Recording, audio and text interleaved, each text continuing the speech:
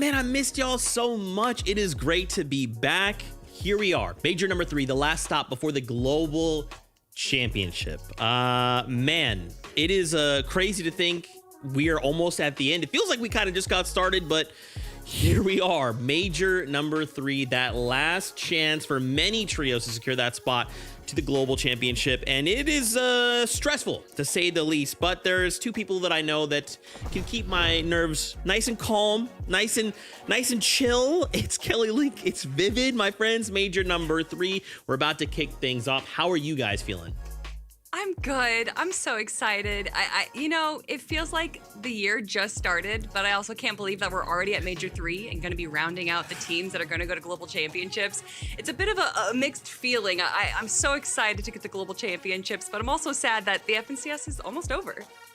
Yeah, I know, it's crazy, right? Everybody says time flies when you're having fun. Well, time goes pretty slow when there's no FNCS around. It's been like, what, 3-4 months since major number 2. Oh my gosh, I cannot believe that we've been living without FNCS for that long. But major number 3, Zeke, there is a lot to talk about. That's right, man. Why don't we take a look back at kind of what got us to this point? We had this nice little roadmap for you guys. As you remember, majors 1 and 2 we wrapped up, and then recently we took to the Pro-Am. It was super awesome, and now here we are, just one major away from the global championship in Lyon, France. Oh my gosh, I'm going to France, Mom. It's gonna be a great time. Man, I think the thing that is like sticking with me the most is in major number 2, obviously we had 3 spots going to the global championship. Now we only have 2. So where the floodgates were open last major, they are that much scarier coming into this. I don't even know what to make of that, Kelly. I'm sad that you didn't say the Foxy floodgates have opened, but regardless, yeah, Pollo, Agers, Acorn taking away major number 1 with Peterbot's trio also joining them for that ticket. And then we had 3 other huge teams join for major 2, which was Clix' trio, Reeds, and Visuals. But now we still have so many big names that want to fill out this screen right here, major 3 qualified trios. And with only 2 spots available, Vivid, it is do or die right now. Everyone is going to be pulling out whatever they can to make sure they get those coveted spots. Yeah, I mean, it's scary, right? We were talking about it last major. It's like you really want to qualify during major number 2. I mean, the most spots being available, and then if you don't qualify, you're going to have to go to that last chance in major number 3. But then it's like, oh, well, our last chance to qualify for globals also has only 2 spots available. Just super, super competitive. And before they can even get into the Global Championships, they got to get to the Grand Finals. And let's talk about how these trios are going to be getting into the Grand Finals in case you were just watching for the first time. 1, hello, welcome to the FNCS. We've already had the play-in stages where we found our top 99 trios that have made their way into the group stages where they split into 3 separate groups.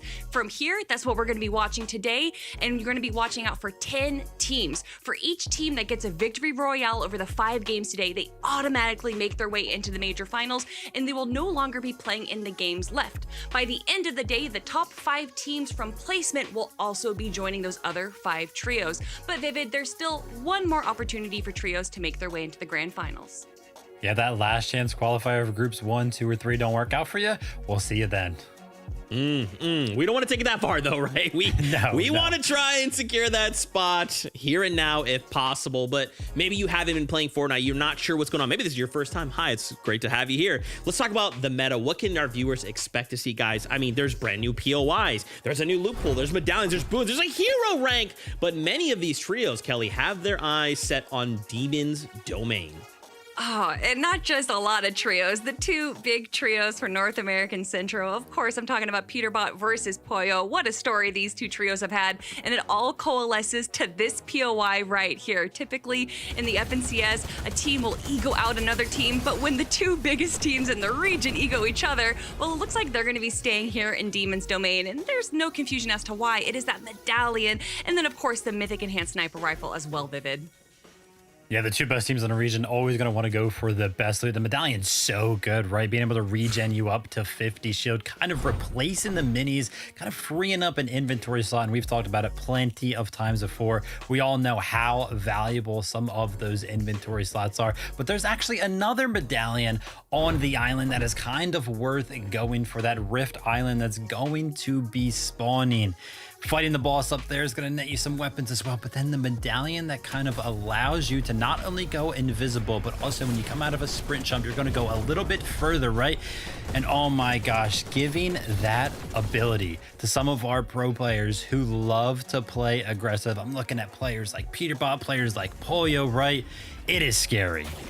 I mean, it's very apropos that the boss's name is Core, because this medallion is very core to our top teams right now. The solo clutches that come out of this medallion, and I know I'm skipping the mid game right now. The end game solo clutches that I've seen with this medallion is just so exciting to watch. And honestly, I feel like that's kind of encompassed what this whole season's been about. It's just exciting. These end games are so different than what we've had throughout the year. Okay, I like that. You're highlighting the end game. Why don't we take it back to the beginning, the mid game? Let's talk about this brand new economy, right? The hero ranks. We're starting at C. We're trying to make it all the way up to S, but like, why are we doing this? What's the purpose of that? Well, you have all these beautiful hero caches throughout the map that give you all these incredible loots. Obviously, starting from C, it's going to be the lower tier loot, but then going all the way up to S, you can get some incredible items, including the hero items as well. And it's quite easy actually going up from C all the way to S. There's various things you can do throughout the map to be able to increase your hero rank, to be able to unlock these caches, much like the sprite shines right here. Yeah, and I've always kind of loved to look at Fortnite competitive as a game of time investment, right? In these hero ranks, kind of having this list of tasks you can do, or quote unquote invest time into, and then at the end of it being able to reward some of that time that you spent with loot. Love stuff like that around the map. You know what else I love, Vivid? It's mobility. Guys, there is so much, you too. There is so much mobility in this season. I mean, do you guys remember Grim Gay? You guys remember being able to dash? We are back at that again, but this time from a little sprite with a little mask. Who is he? Someday I hope to find out. Yeah, the sprite dash that we have right here. What I really like about this item, and that is kind of missing from a lot of the other items in the game, is that it's actually an AoE item. So it's just one person has to hold it, but then everyone in the trio is able to actually get the benefit of those dashes, similar to the Grimgate, like you said. But my favorite item, Vivid, is definitely the Surf Cube. What we've seen from these aggressive W key players in the early to mid game with that the Surf Cube is absolutely devastating. Yeah, of course, Surf could be very, very good, but I can almost guarantee you all of our trios, all of our players today will easily replace that item with the Mist form if they can go ahead and find it. And if you can get 3 of these on a trio, it makes your rotates just that much easier, right? Go ahead and turn into a bird, fly to wherever you think you should place yourself in the next zone. But it's like, oh, well, let's think about Fortnite competitive. Usually when you make those rotates with some of these mobility items, you take so much damage. Not this time around, because it's going to make it so that way you actually cannot take damage, which just creates so many incredible moments. Meta defining. I cannot wait to see the Mist form in action. And when I talk about meta defining, there's also 2 names I have to kind of pair with that. It's Monster D-Face, it's Jacob PR. They're your casters. That's right, we got a lot to look forward to this season. The hero ranks really shaping up a whole new dynamic for Fortnite right now. And then this loot pool, nothing like we've seen this year. Yeah, everything's kind of been shaken up this season around, even including some of our teams. A lot of our top teams might have stayed the same, but we have a huge mix-up as you continue to go down that roster list, even in today's group stages. And so you kind of look at teams like Acorn, Agers, Pollo. When are they going to qualify? Is it a game win? Is it consistency? But I'm looking at some of those underdogs, Monster. When are they going to finally punch their ticket to finals? It's going to be tough, right? We're talking about a season essentially that we've had limited set lobby opportunities, right? If you weren't out there really putting your nose into the scrim scene, then you will be coming out the gate struggling here. So we'll see who's been putting in that work here as we're starting to look up and gear up here for just the first group stages. I mean, but it's obvious, Jacob, we got a couple favorites, like you mentioned, Acorn, of course. And you know, again, it's just a matter of time. Yeah, it definitely is. When you kind of look at those big game-winning teams, I'm also looking at the consistency. Oliver OG, history has it on his side. Power, Blue Zonda, I got to think they got it as well. But there's so many more teams to break down. Zeke, let us know what those teams are.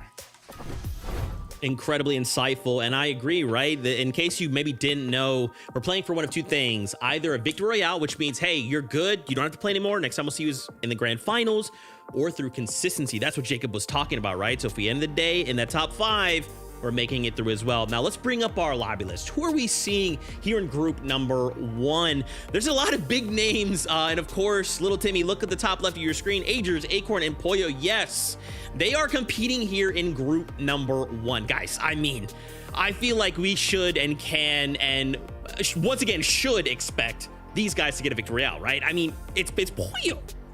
Yeah, 100%. You know, potentially uncontested over in Demon's domain, but with these group stages, you never really know. And honestly, I always say that half of esports is the story, and who has a better story than Pollo, Acorn, and Agers? Both Pollo and Acorn being dropped by their duo mates at the end of last year, joining together, and when a lot of people kind of wrote them out, they go off and win Major 1.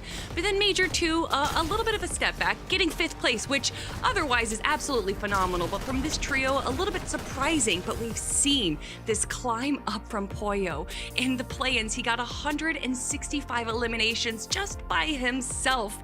This is a trio that everyone is looking to not just walk away with a win today, but Vivid to potentially walk away in 1st place for Major 3. I mean, you're saying that everybody's kind of looking towards them. I'm wondering what this trio is looking forward to doing this major, right? Are they actually going to be going for that win right now? Are they kind of shifting their focus towards like the early game, right? And winning that early game engagement that you were kind of talking about, going up against Peter Botch trio, of course. Is that going to make it that much harder for them to kind of win? Are they kind of looking towards globals to kind of make sure they have an uncontested spot there? Who knows? But I can almost guarantee you today their focus will definitely be winning a game. Man, I cannot wait. I'm sure we will see both of those trios in the grand finals. But first, why don't we talk about another trio? Let's bring that live list back up once more. Center of your screen, Taki, Isho, and Vert. Now, obviously, like if you've been following the scene, you've heard the name Vert before. But what about Taki? What about Isho? How has this trio been performing up to this point? I mean, they've honestly actually been performing quite well for a new trio. Vert going all the way back to 2019, even winning an FNCS 2020 solo championships for NA West. You know, he's been a player for such a long time, now joined by Taki and Isho, relatively newer players.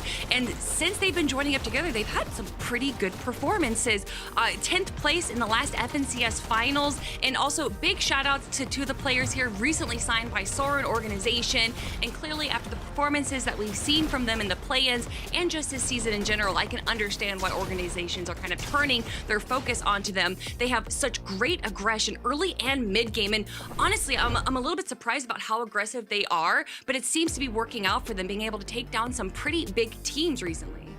Yeah, I mean, what a first showing, right? Making it to your first FNCS finals and then getting 10th place. There is so much to build on for that trio right there. I'm sure they're going to go ahead and make it in the grand finals today.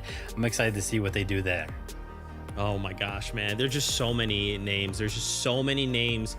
And, you know, if you maybe didn't have a chance to watch EU earlier, you already know that this competition is crazy. And again, I'm just going to continue to stress this until like the final day of grand finals. Okay, this is the last chance. Okay, we need to make it to grand finals to try and secure a spot going to the global championship. However, one last trio to talk to you guys about as we bring up that live list one final time. And we take a look at page number 2. There's a trio on this second page that has not secured themselves a spot. And if they don't, I'm not going to globals. Okay, it's Bugha, it's Threats, it's Craze. Come on, man. Is it even globals without Bugha, Kelly? Is it even gonna be globals? Yeah, I mean, that's a good question, Zeke, and hopefully we find themselves in our top 5 list, and we've seen them quite close already. Bugha and Threats have had some pretty good performances in Major 1 and Major 2, but just not close enough to be able to clutch out that global championship spot. Now joined, or I should say rejoined by Craze. They've had some pretty good performances so far, even taking down the likes of Pollo's trio during mid-game fights that we saw during the play-ins. They clearly have the aggression. They have a great drop spot landing over in Utopia City uncontested. We've already seen that they have some good placements throughout the Div Cups, but is that going to be enough for the grand finals? I mean, Bugha himself made it to 25 total FNCS finals, only ever missing out on one, trailing Kanata in that regard, right? He just consistently makes these finals. I'd be not surprised at all. In fact, I'll go ahead and say it's probably about a 99.9% chance that they go ahead and make it into the finals. Why would you say that? Why would you curse them? Because you know what? That's not my script says that they're in the finals. So I'm going to stick to the script that I wrote. Guys, we're getting closer here to starting off the competition. I was kind of curious to get your thoughts. So obviously, again, this being that final chance to qualify, less spots through at grand finals. How do you guys feel that where the players' headspace at, right? Like, there's been pressure before, but like now it's got to be more than ever. I think due to the nature of these group stages and how players can win, whether that's victory royales or placements, I think that we're going to see a potential heal off in games. And I mean, Vivid, I think that's something that we've kind of been seeing over the last few weeks. I think just over the course of the day, there's going to be a little bit of a learning curve. This specific lobby has never happened before, so these teams are going to have to kind of learn in game number 1 what's going on around them and use it in the games following. Adapt, adapt, adapt. Let's get into it, Fortnite fam. The competition kicks off right now. We are here, Monster, at the precipice of game 1 of these group stages, FNCS Major 3. And one thing I gotta really talk about and shine is there's 13 teams, even more so players that are looking for their first grand finals. Game 1 starts now. Let's get into it. And this is where the story begins for some of those teams. Some of those players, Monster, over 13 of them are looking to punch their ticket to the grand finals, continue their journey, and start what could be the birth of a new star player on the region. Has to be, right? And again, very limited set lobby opportunities all season long. You know, these are their, for some, first chances to really go toe-to-toe at a bulk of these draw spots. We saw early glimpses of what little areas will be contested. Most of those opportunities taking place for center map and leaning a little bit north to the west sides. Here, of course, we have a Flood of Frogs fight. Over on the opposite side, you got Liam already taking his kind of battle head-to-head with the opposite trio here, and they haven't gotten shields really to work with. There it is. I was going to say, what are they waiting for? But, of course, have to gather together for those slurp kegs, and now it's game time. Let me say a quick stat, 55, over half of the lobby, Monster. And Resistance Base is one of those spots contested. It's not easy to get an advantage. There's a lot of places to sneak around, a lot of nooks and crannies to hide. And Boogeyman quick, they are missing about some HP, but Liam's going to be the first one to go down in the entire fight. This is not the way you want to start your game 1. Got to be careful. That Twin Spire packs a big punch, big damage. You see it now, though. Players jumping into the box. Pay 14, finding his tags, and they collapse quick on the opponents here. Pay gets rewarded with all the eliminations. And just like that, they clean things up here at the Resistance base. And the zone's on top of them. This is a perfect start for their kind of initial kickoff. But remember, all that matters is a victory royale, right? You want to punch your way in and out of today's competition to go straight to finals. Demon's domain, or I mean, the Fortnite community would call it Pollo's domain, Peterbot's domain. This is the contested fight that you know we've been seeing all off season long, but in the group stages, the teams kind of split into their each respective groups. Aegis, Pollo, Acorn this time around are going to get it uncontested, and honestly, I don't know if that's good for the rest of the lobby, giving them a ton of time to formulate a plan, loot up, and then they get the extra superhero rank XP from that uncontested Demon's domain drop. In some ways, it's like, just let it happen. It's inevitable, right? So we'll see them punching their way in and out. We'll have a lot to talk about that trio as we get into the grand finals weekend. But here in the group stages, it's nothing but another day in the office. Got a little fight going down right now, though. This is just outside of that Resistance space. Furthermore, west here. Low ground team seems to be a little lost in the action right now as Amen not sure where the shots are coming from. Can't keep yourself exposed like that. You can kind of even see, judging by the loadout, there's some missing bits of utility, some players only having ARs, no shotguns. This is a straight off-spawn scrappy fight between these two teams, and timing is of the essence. We already saw the Resistance base, the dust settled over there, they're looting up. If they hear this noise, you know as well as I do, Monster, invitation or not, they're like, hey, this is a third-party opportunity. This is for us to get that early game storm surge, so that way we can start to dictate our own game plan rather than kind of forced to fight a team because the storm surge says so. Things seem to be kind of simmering out here. Both trios likely contemplating of whether or not this is worth taking to the finish line right now. But it's up to the high ground team to go in and make that disengaged decision. For now, they're sitting, looking for opportunity. As Turbulence is just kind of sitting idly, almost signaling to the team like, hey, look, we don't want to even leave from here. You know, you have a chance, run away. We don't gotta end this right now. Yeah, and it's exactly what you said. The high ground team has the one with basically all the flexibility, all the choices in the world. No one's going to be able to disengage until they say so, but you're seeing a lot of these early game scuffles all around the map, even for some high places over towards Brutal. Boxcars just on the outskirts. Fort, Mako, Icy, box-to-box hole with another team, and they have one of them separated, and that's why they're trying to pounce, take the 3v1 while they can, and even with shots coming in, that third party, you see a whole nother team on the eastern side of that Brutal Boxcars, because the zone, something you mentioned early on, is pulling in this direction, mainly towards the north. This is going to be a priority position. Yeah, Mako's trio definitely needing some ammunition. They're going to look to finish up Luke here. Should be all she wrote. There it is, the first knock. So Brutal Boxcar trio is forced to retreat. And this is all because of that Eastern team. Had they not put their influence in, I mean, Panda, Luke, and Veno X here, I guess, would have been full finished. At least they're going to be able to kind of get a little bit of control over towards Brutal Boxcars, but you're seeing how active the game is overall. From Outpost, rotating up to Kappa Kappa, Rise, Aviv, G-Money, just taking the fight to Jargu, Silic, and their trio. Luckily, it looks like one of them might have been able to survive, and that's going to be the saving grace for that team over towards Kappa Kappa that lands there. Pretty tough, you know, when you got a tier 1 team landing on you, and you're arguably up in that upper echelon of tier 2. Very notable trio fight right there, so unfortunate for them. Aviv, G-Money, and Rise, of course, a team to look out for. Set to do well here. Another team, of course, to look out. Blake Diego, Oliver OG. Season after season, year after year now, Oliver continuing to show up at the final stages. I would, in the past, maybe put this as a team that could be a potential qual, but now I think they're a shoo-in. Yeah, I would agree with that one, especially since they're mainly getting in through a lot of consistency. A lot of these tournaments, they're playing these games in a finals-esque style lobby, even though some of the tournaments, some of the scrims don't necessarily end up like that. They're just staying true to their focus.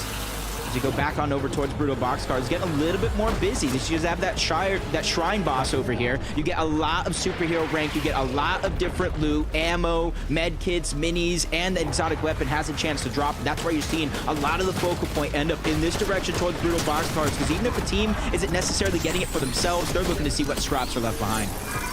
Yeah, but let's be honest, the best way to, of course, earn those hero ranks, gotta take fights, find your damage. You kind of scrap by, of course, doing all the side objectives, but teams are going to look to fight first, and Mako, Ice, and Boyd find out the hard way here as Northern lands on him, and Sandman comes from a side angle with 20 here, and they seem to have, I guess, the momentum in their side. Yeah, look at this, Mako down to 10 HP, cut off and finished, and that's the power of the sprite dash there. You know, most players try to preserve them, right? You know, you don't want to burn them off too soon, but you play like that, Plenty, of course, showing how to do it, how to get it done. Yeah, almost like a no-brainer sacrifice. If I use these 2 charges and it gets me elimination, definitely going to be worth. And that's 20. Northern, Sandman, they land at the Supernova Academy uncontested. So you see, as soon as any team is uncontested towards Supernova Academy, because of that rail that launches you over towards Brutal Boxcars, it inevitably gives you a free shot, a free opportunity to fight the team without them noticing, and that's exactly what they're going to do. Even with 1 elimination, they got full control. But still, all around Brutal Boxcars, you're seeing this, Mad and Monster and their trio just getting these eliminations, cleaning up what is left on these outskirts, and if not for the points, it's for the loot that they weren't able to get early on. I'm surprised they don't even see Void there, so he's kind of laying low right now as they've just been hunted down. No breaks given to them. Madden, Liam, and Drizzy was that Eastern team fighting on the mountains. It was just a matter of time before they kind of rotated through, so see what all, of course, resulted from that. Booga, Threats, and Craze. Booga looking to make his, what was that Vivid pointed to at the top of the show? 26th or so FNCS Grand Finals here to come. Very big time for of course, Booga. One of the most consistent year after year, season after season. Just doesn't give up. Yeah, it's the most in this lobby at 25 currently. Agers is actually going to be the second most with 22, along with Acorn with 22, seeing a lot of experience in this lobby. As the zone pulls and kind of centers up Utopia in the middle, that kind of gives them all the flexibility in the world. They don't have to rotate. They know from the north, the south, and the east, the teams are going to have to rotate into them. So they just kind of set up their triangle surge bases over towards Utopia to get as much of that storm surge as possible. Ishu, Taki, Vert, they land just towards the northeast of that Utopia city. And they typically are going to use this geyser. And instead of just once, because people are wondering right now, Monster, like, why? They're already in the sky. What are they waiting for? You double use this geyser. It gives you extra height. You're able to use it to get farther in towards the zone. So when we tune into them later on, Monster, I expect them to see probably center zone set up, ready to go. Yeah, it's one of those techniques carrying over from the last season. So you can see the optimization here coming through. One thing to think about, I know Kelly was hinting at a potential increase in heal-offs, but we also are seeing an increase in teams playing the Storm, right? The Mistform gives you that much more freedom to kind of play around and battle really inside of the zones. I'm thinking we'll see a lot more Storm sickness, if anything, come the end game, but give it a second there. Vert, Esho, and Taki on the hunt once again, finding out Liam there. It's going to be one of two left in this trio. Almost makes you wonder, did they just land on him from that double geyser?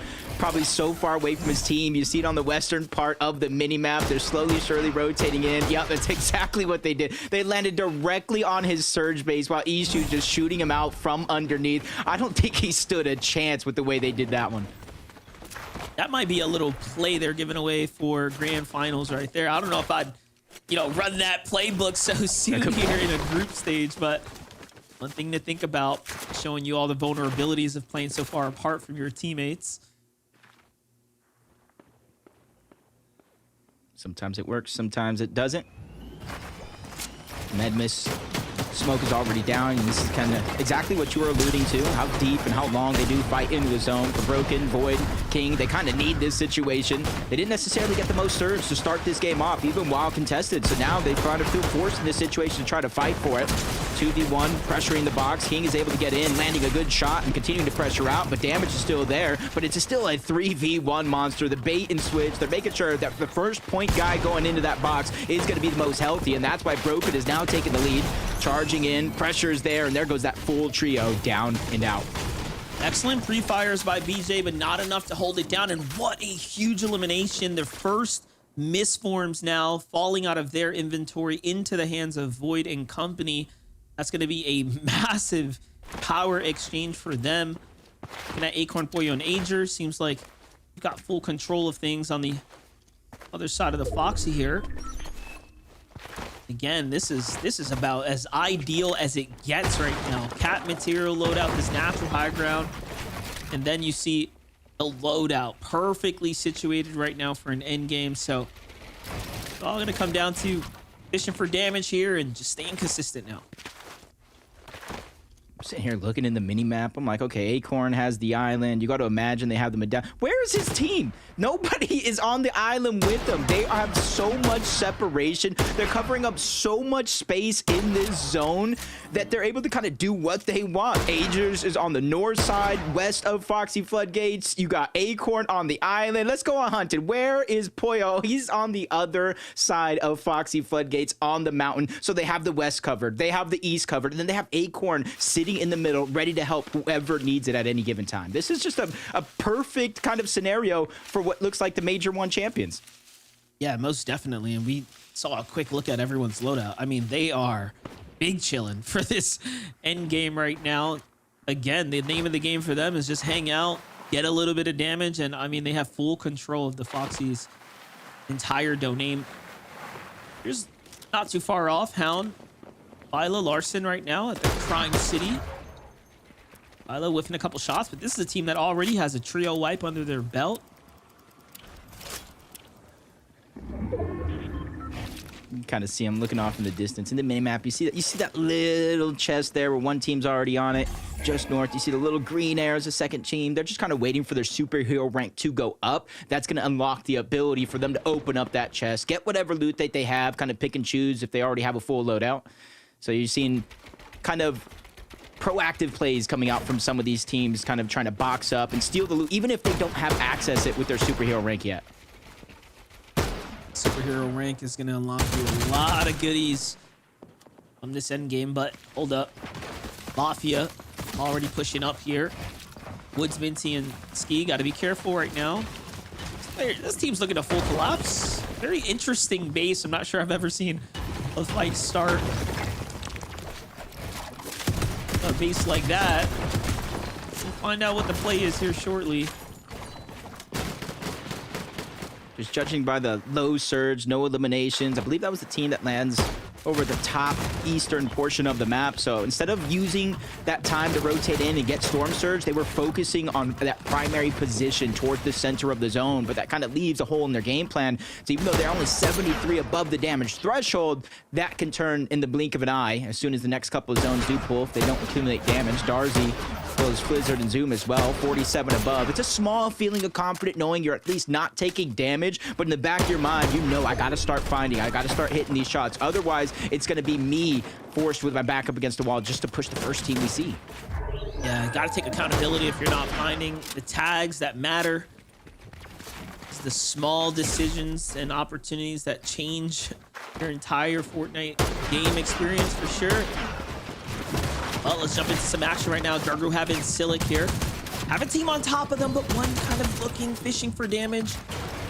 They just want to get a few tags in, right? Kind of ease up this pressure that's coming from the Storm Surge here shortly for Mikey's trio. And Crackly, they don't want to be too rash either. Kind of waiting for the team to come to them, and it seems like everyone has decided to jump into the blender. Unfolding pretty quickly here. 75 damage above right now. Tries to retreat now for Faux Cake. They want to heal. Kind of forced to right now.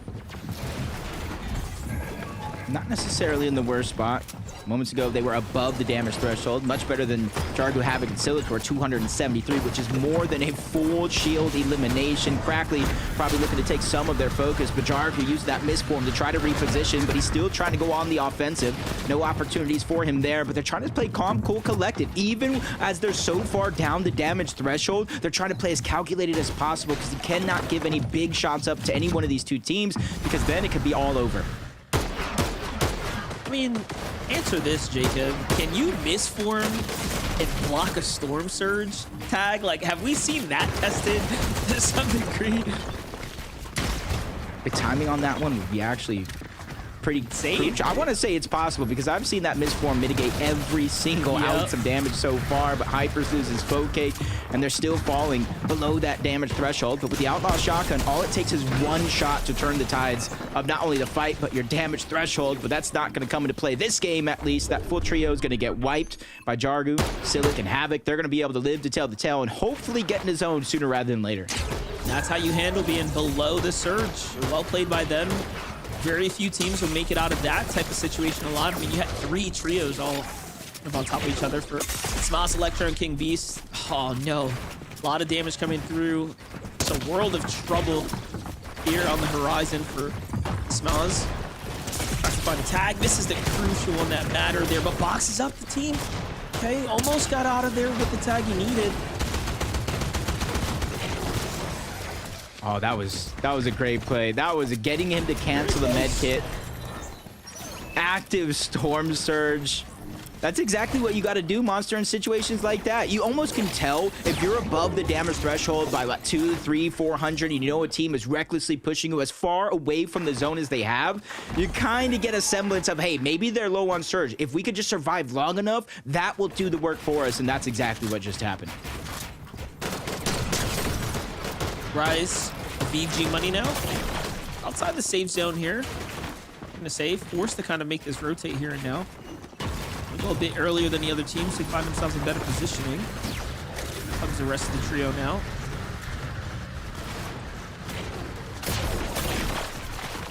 Now we're seeing both the dashes being used. You know they have the misform in their back pocket, just kind of combining both methods of rotation to try to make their way in. But just as they reach the end, Pei in a full trio, Booga's trio as well, maybe even one other, all focusing in this direction. Even though they're surviving for now, they are burning through a lot of materials. Yeah, for sure. You saw for a second there, Rise switched that med miss in case things got super dire there, but not forced to use it. And that was Threats and Blue Disc Trio kind of kicking off that lobby focus for a second there. Blake Olivero, G. Diego find themselves in a zone pull. Not bad at all. A very short distance rotate for them now. You see the marker come out. They're looking to get a piece of that high ground. Look at them. Well positioned above the threshold as far as overall damage is concerned. And no elim. So really just showing that they've manipulated and played this lobby very consistently thus far. Great start to this end game now for them. Agers, Pollo, and Acorn, though, not looking good for the team we hyped up as Agers bails his team out of a terrible situation here. Siphon kicks in for everyone. Yeah, They're unfortunately back. enough. Yeah, that was Dave, Boji, and Jack that just went down. And this is where I'm talking about. Sometimes you may think you're safe, but somebody's creeping around any one of these walls can turn that one. Booga.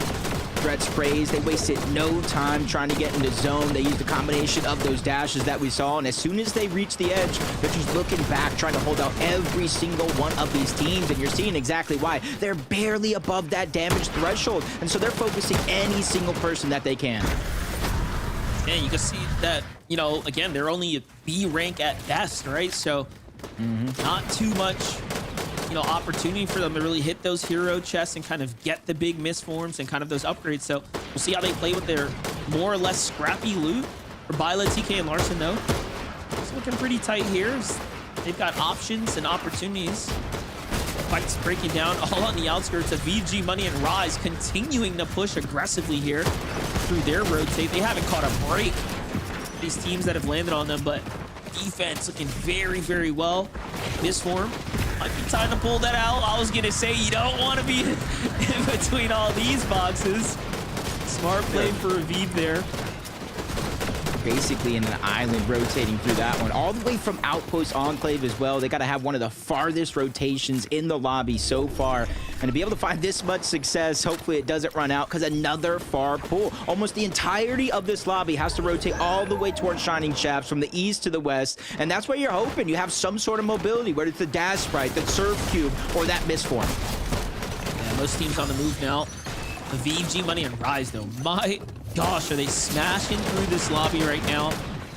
Another team falls beneath them, just cracking under pressure here in the end game, recharging up these dashes now. Might be the last of what they had left from the dash sprite there. Threats, Booga, and Craze also ready to kind of go here.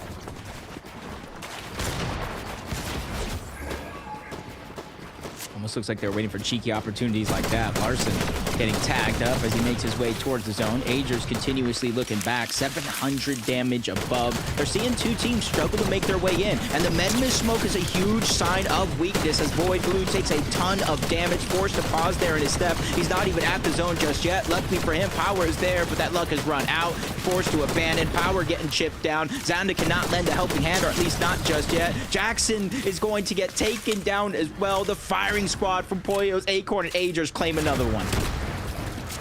Violet, TK, and Larson getting busy here on the outskirts of the zone once again, just opting to stay on these outer edges, wait for teams to kind of come to them for that cheeky damage here. Plenty of time to fight here and now, but no, they're just going to chill out, go ahead and replenish these dashes. Meanwhile, high ground's taking shape right now. Hound, Aiden, and Krillian going to be the first to go ahead and situate up for this end game here. Look at the commitment from the metal right now. So they want to go ahead and hold this high take. And this could be right now Carillian's first FNCS Grand Finals appearance if they could somehow clutch up a win. Aiden and Hound, they play duos. They have the chemistry. They have the history on their side, and they have the high ground as well. Ninth zone, you got to be careful. That misform could change things at a moment's notice, but 61 below the damage threshold. Threats continuously looking for opportunities from 8 to 44 down to 40. It's just a teeter-totter of emotions running through these players, but it finally slows down as they get 100 above. That's going to be a big find for them. Craze gets the elimination on the 20. And you saw Misform falls there as well. So here it goes. Big.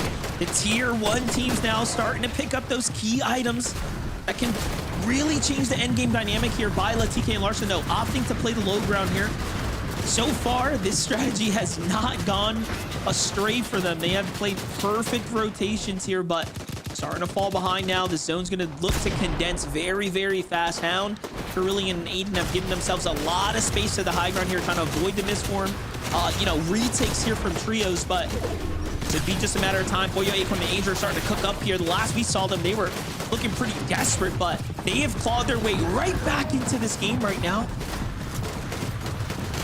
And you're seeing the beauty in action of that Demon's Domain. He's able to get the shield medallion back on up with the big pot 100, but Aviv, G-Money, Rise, they're on the hunt. That's Byla. They were able to get a knock onto one, but Byla's just trying to backtrack in towards the zone, give himself some time to work with, especially since now they've been focused out. Time for him to make that decision for TK. Do I get the revive? Do I not? And it looks like he's going to have to continue this one by himself relatively because he's so far away from Byla. I'm not sure they could reunite at this moment. Here goes a fight for high ground. Oliver, OG, and Diego go for it. Carillion, Hound, and Aiden lose the high ground for a second there. Diego, Blake, and Oliver, the more experienced trio, managed to time it. Hound, the force of the low ground here. So close, yet so far from a victory royale. Now they're going to have to fight for it for the low ground. G-Money denies that opportunity, though. Carillion falls, Aiden falls. It's all up to Hound. Meanwhile, Boyo, Acorn, Dangerous, token in hand now. And they're taking full advantage of that misform play, or sorry, med misplay in the zone there. This is all starting to collapse now, Jacob.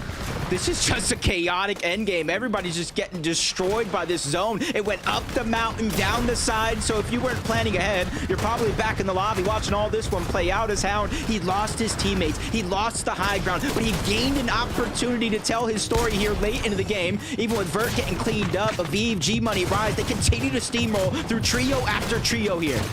I mean, these are big points right now for Boyo, Acorn, and Agers.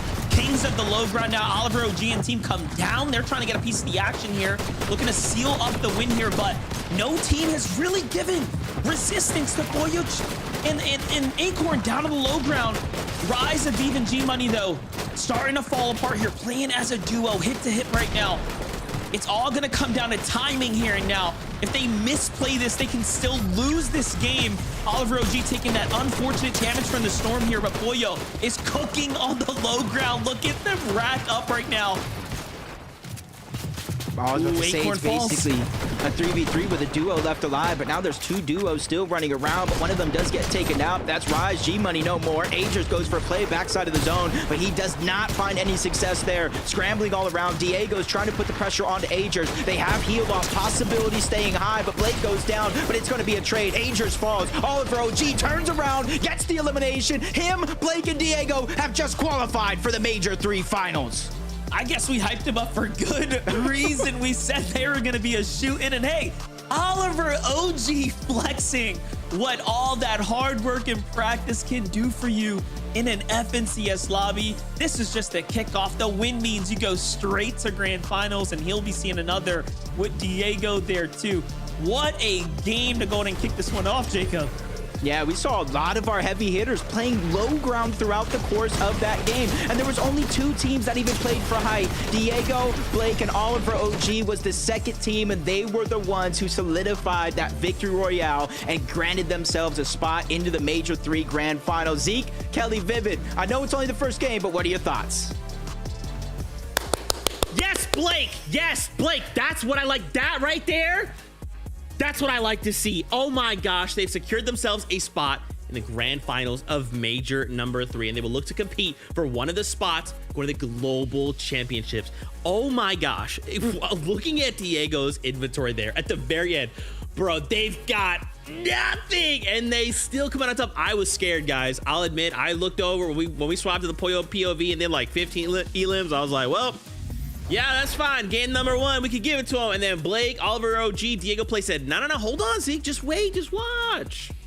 Yeah, a great high take from them as well, as you were watching right here. Just very clean, very smooth, and it's showcasing just what those capes can do. Oliver OG, Blake, and then Diego just playing the high ground so well, not playing too aggressively. I think a lot of players with these capes like to drop down, try and grab a bunch of refreshes, and we can see how low Diego is on mats here. But they don't fret, they play it smooth and safely, and they know it's a 3v2, even against the likes of Poyo and Agers. You just have to play patiently, and that's exactly what we saw from this trio.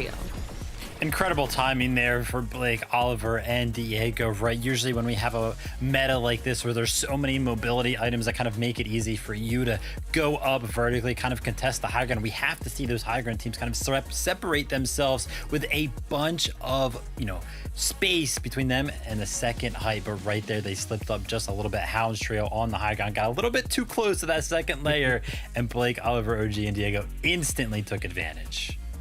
Oh man, I cannot wait to see them compete in the finals. It's so sick. Now, of course, I know what you want, more Fortnite action, but first, a short break. When we return, we pick back up with game number 2. So stay tuned.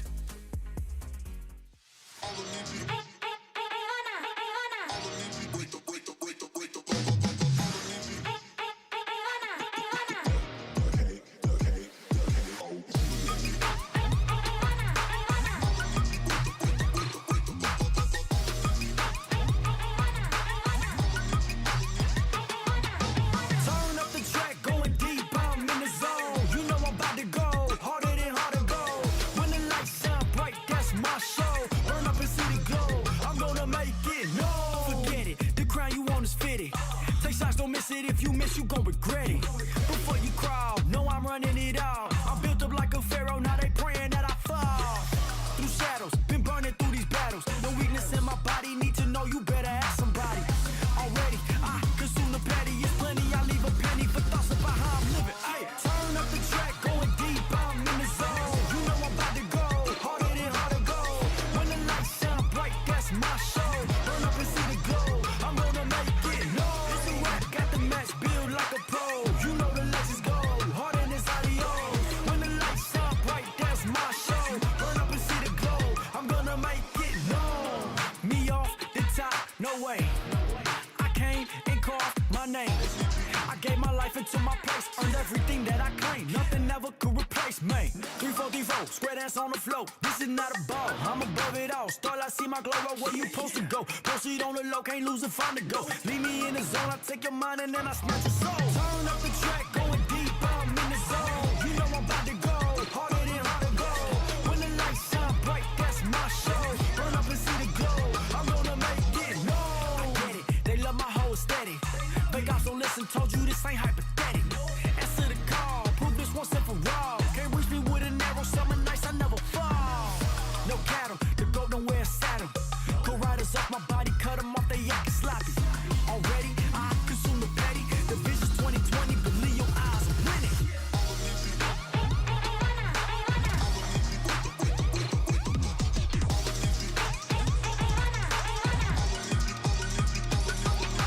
Turn up the track, going deep, I'm in the zone. You know I'm about to go, harder than hard to go.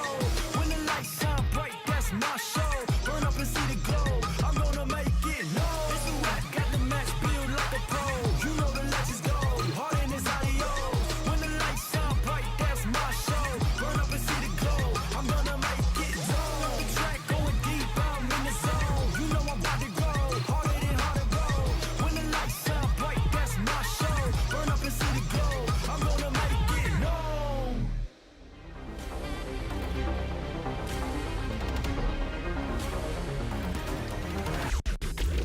Welcome back, everyone, to the FNCS. We just wrapped up game number 1, and man, it was a wild one. Of course, there's a couple things that happened in that game, like, I don't know, Acorn, Ages, and Poyo just going absolutely ham in that game. Oh my gosh, what was their total? How many eliminations did they end up with? Because again, we kind of went into those final few moments, and again, when we jump over to Poyo, and I'm like, bro, this guy's just got it all. He's got medallion. This is an easy GG, right?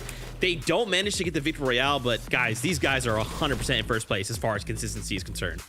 You know, I've been watching their streams over the last few weeks and through the play-ins, and something that Acorn said during one of these games where in first moving, he's like, oh, everyone stays to the front of zone, we need to change the meta.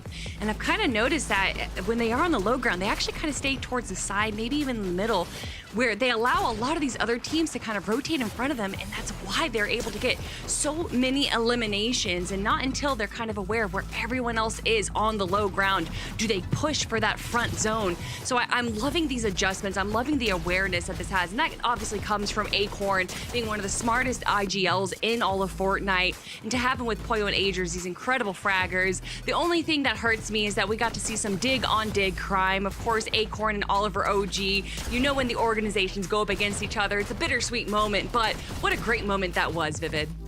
I mean, you want to talk about moments, right? There was a game-defining moment for this trio. It was definitely their eliminations on today, right? MDF and Jacob were talking about it. As soon as we kind of tuned into their POV at the start of that fight, they were like, whoa, these guys are not looking good at all. And then a couple seconds later, boom, they pick up the eliminations, they pick up the refresh, and they just went ahead with that momentum. I mean, 17 total eliminations, picking up that second place after our casters are kind of able to kind of tune in and be like, whoa, they're not looking so good. Turn it into that kind of a game. Incredible stuff from the trio.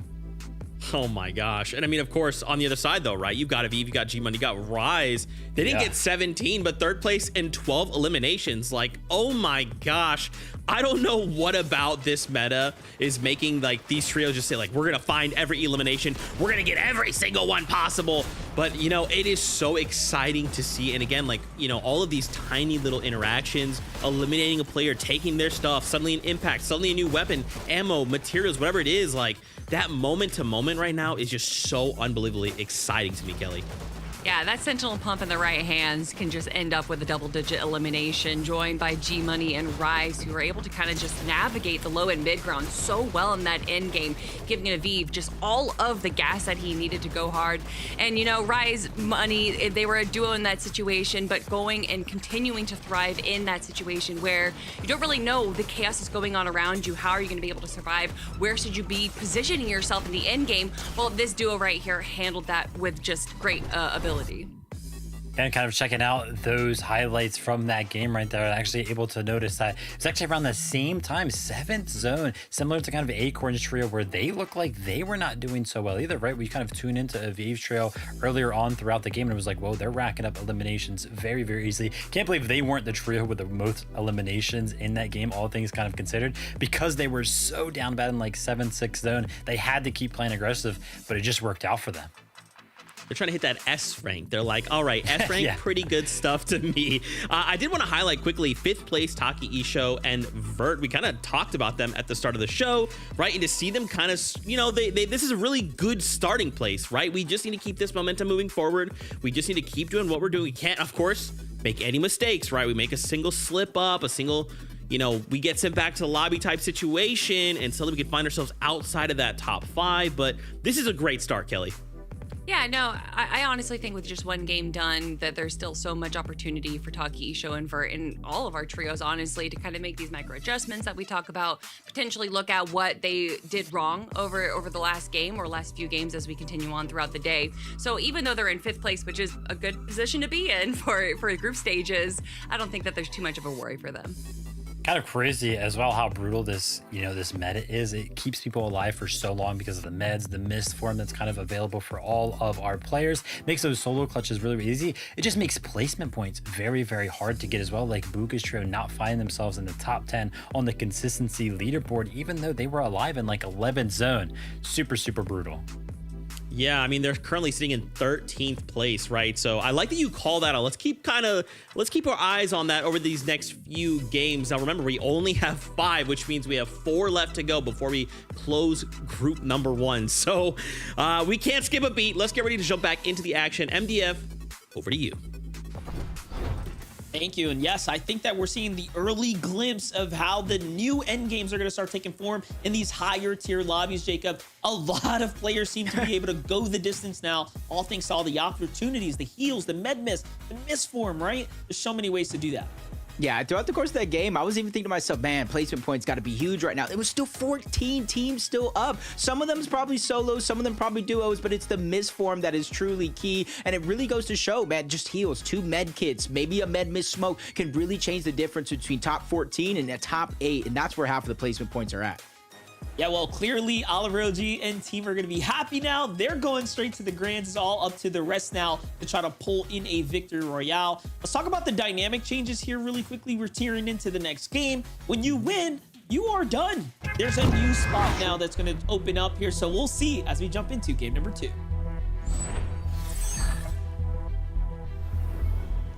With proven success from that drop spot already, Monster, we'll see if anybody is daring enough to switch it up. Already a victory royale, and I think most of the community thought Oliver, Blake, and Diego was going to make it in, but more so on the side of consistency. And when I have that in the back of my head, if I'm one of those teams that is in a contested drop, maybe I start to move my way over there. If not this game, probably games 3 or 4.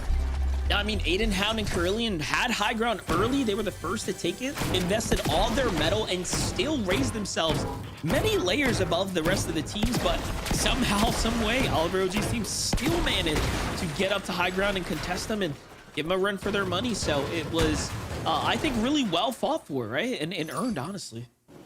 Yeah, and I thought more teams would probably be going for high ground. I think that's something we're going to see as the games do continue on. Only so many teams can survive down below, but back at the resistance base, a contested fight that we saw early on in game number 1 kind of settled in one direction, and already an early down is going to go on way of Pay, Boogeyman, and Quick, who won the fight in game number 1, and back-to-back eliminations as all 3 go down 2 games in a row.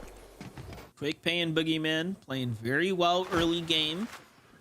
They carried that into the mid game before falling before, so a lot of lessons to be learned there. Priscilla on Kadios and Bait, one of those first few teams, of course, looking to try to see if they can make their initial grands.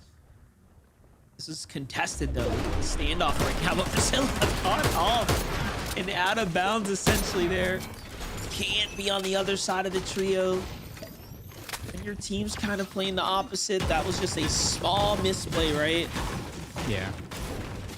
I feel like I can almost hear the team comms. Why are you even on that side? We know it's a split drop, especially after game 1. But Pylo's going through the same thing over at Lone Wolf. They know it's contested, but he's able to get the first elimination with the Spire. But it's only going to be a knock. 2v2 still going down with Larson, trying to steal some of these pieces away, find success in the short moment. Sale has to be able to get this damage there. TK gets tagged up just a little bit. He's forced to back up and cower down as Larson does go down. That's a 2v1 situation now with him being last island. What's to say? TK was able to escape, but another third-party monster. Yeah, but you can't miss those tags. Mafia techs now show up fast before TK can even really process what happens, it seems like. They're looking. They have an inkling of where he is. There's only so many options you can get to. TK hit for 90 and then the finish there.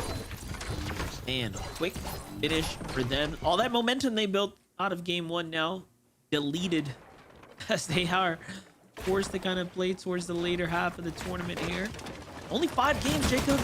Losing one really sets you back, even on overall points as well. And interesting to see, because that team that kind of pushed over towards Lone Wolf Lair, they were originally planning on going towards first order base, so either they made a quick rotation monster or they switched things up, which is working out for them. BJ Baloney at September 19th. Going up against a fight here, but even though you kind of see this full fight breaking down 3v3 from high ground to low ground, Turbulence going for a knock onto 1, you can kind of see on the outskirts of this fight a third party waiting for it all to play out so they can kind of take what they hope to steal away from the winner of this fight. Interesting about this fight is, you know, the first game we was able to tell very clearly the teams were deciding, maybe it's not worth finishing. This time, no. Much different story. They're pushing it through to the end, and then you have Boogeyman sneaking up right now. So for one team wipe, looking to get into the next one. They've heard the shots. They see what's going on here. But it seems like the team's already hunting down the 1 solo left, and you don't even know what's going on right now. The 3-2-1 here, Jacob. It's an interesting decision, too. A lot of strategies so far from the couple teams that we saw already kind of changing up. Because in game 1, they won their off-spawn bite. They looted resistance base. The zone was relatively close, and they played the rest of the game at normal. They probably saw something throughout that course of the game 1. The contested fight going on over towards their west, and they're looking to try to take advantage of it, but nobody's rotating in that direction. I feel like for Boogeyman, Quick, and Pay, they just got to continue on with the rest of the game, just like they did in the first one. Another team lurking right here. Oh, the missed shot. Can't miss those tags right there. That ambush foiled now. Sande gets away. Power FN already has the high ground here, looking backwards now. Okay, Kuiperson, Luck and Dog. Probably gonna have to give this one up right now. Missed opportunities, big time right here. We'll come back around and check their damage later as the surge turns on. We'll see if we find them below. We'll know why. For Drizzy, Liam, and Madden, though, trying to make up for that mid-game fault that they had last time. I want to say it almost seems like it could be a similar zone for the most part, even though it does have a little bit more of an eastern lean. You see it moving down towards Pump Power, maybe in Utopia, as Naves gets tagged from 2 different angles, caught off guard in that split second, trying to heal up. Hopefully his teammates are there to alleviate some of the pressure. Aloe is trying to do just that, landing some shots on Brazi down below. He has that ultimate high ground, and he's going to try to pressure these teams, allow for some time to Naves to actually heal up without the thought of anybody trying to pressure that box. And nobody, in theory, this is such an isolated fight because you see it's kind of pushing in from Shogun Solitude just past Canyon's Crossing at the peak of this mountaintop where you have a launch pad as well. So there's not going to be any third parties rushing in to try to take this position or steal this fight away. At the worst, maybe somebody looking off into the distance. That's going to allow exactly what we're seeing here. A lot of flexibility for both of these teams to try to disengage off this mountain and rotate into the zone. Funnily enough, though, both teams thinking the same exact thing. Like, let's kind of give it up. Look, Brazil, Cinema, they still think the trio's up top, but we've kind of already gone. Back to the Crime City, though. Power Blue, Zonda. Probably not finding tags off that Surge base. Now they're saying, hey, whatever happened to that team that was in the city with us? They turn back and they find them. Hyper's just going to fall here, and their whole entire plan is starting to crumble. Cake has a chance, though, to kind of turn this back around, turn this into a 2v2. He did get a knock. That's the difference maker. It looks like he was going to try to hide, play hero when his teammate did go down, but him getting that knock kind of changed up the entire course of this fight. Now Blue and Power are looking, how are we going to save Zonda? How are we going to keep him into the game? Cake with another angle, but he only has the DMR, so there's not a lot of pressure Cake can put down single-handedly. Oh, but Lucky Dog's here, but no, shots from the distance. They're going to kill every opportunity they had. Kind of turn this around, and Power gets a shield crack, and Luckin doesn't put the builds down. Oh, no. And then the team in the distance snipes one of them as well. Fortunate circumstances going down. This is the problem we talk about, especially one of these contested POIs. The third parties coming in from Predator's Peak, Luke, Phoenix, and Pandas. They're able to get the elimination over towards the Resistance base. And this is a team that didn't even land here initially. They went back towards the Resistance base, trying to get whatever loot is left on over, and they ended up landing against the team of Quick, Pay, and Peace. They get the elimination, and now they basically double up their loot. Well, stood around longer than they should have. Look at that. Clean finish off the Pay, right into the box. Fearless for Venox. Remember Boogeyman and Pay, they had the trio elimination, and then they were trying to lurk, catch another team off guard, and instead Irony attacks here as they end up being a team ambushed on. Back to the game plan as usual. Just gonna take a quick peek. There's not too many teams contesting that island, so it's going to go uncontested Agers, Acorn, and Pollo yet again. Following in the same blueprint of their game number 1. They weren't able to get the win, but 17 eliminations, Monster. Another game like that, they might have top 5 locked and loaded, ready to go. Still got to play it out. On the other side of the map, you're seeing a fall from grace or an attempt at it. They're just trying to chop down the high ground, so that way it becomes an easier battle that they think they could take. A lot of mats committed there too, but that is second. We jump in with Tex. Hades and Mafia right now. Great shield crack here off the bait. Well, his team's got them cut off on the second layer too, but Mafia falls and by the shotgun of Moncadios on the other side of the wall. Bait though, here it is, the exchange. Hades gets the follow-up, and there's the full finish. They're gonna have to play for the save here shortly, but there's another team lurking nearby. Pressure's on now to perform here.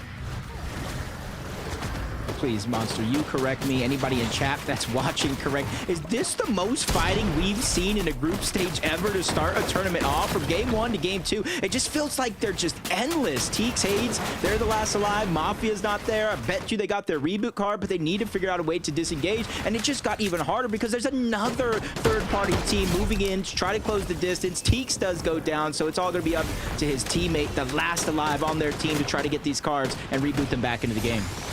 Yeah, look, it could be, you know, attributed to the lack of cash cuts this season, right? Like we said, not too many set lobby chances to really get it in. So what you're seeing could just be the raw, unfiltered take at these games. Teams seem to be getting caught completely off guard left and right inside of the storms here.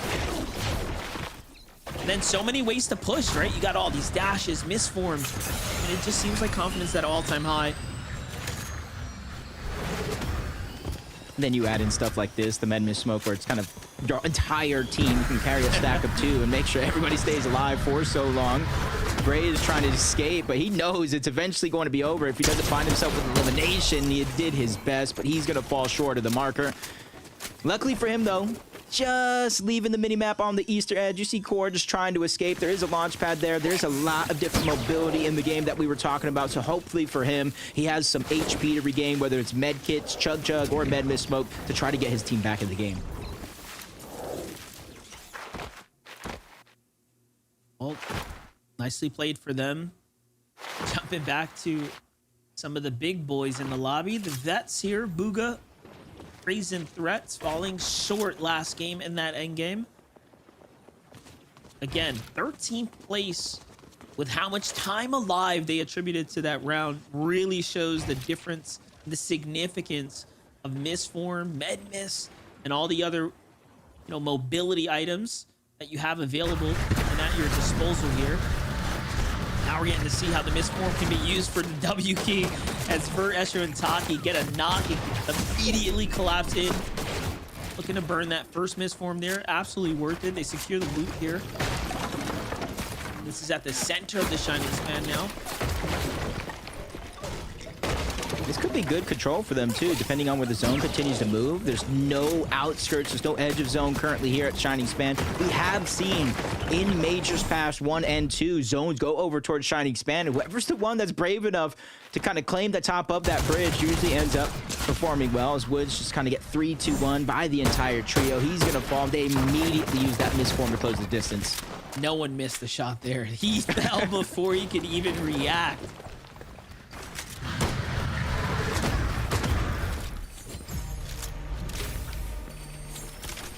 Good punish, and then you see them passing around the medallion like a hot potato. You get shield, and that's how a team like this over towards Demon's Domain is able to kind of make it far into the game. They're not forced to use a lot of their resources, so that way the minis, they're able to keep them longer and longer in towards the end game where they make more of an impact, especially if you're taking damage, pressured from all around.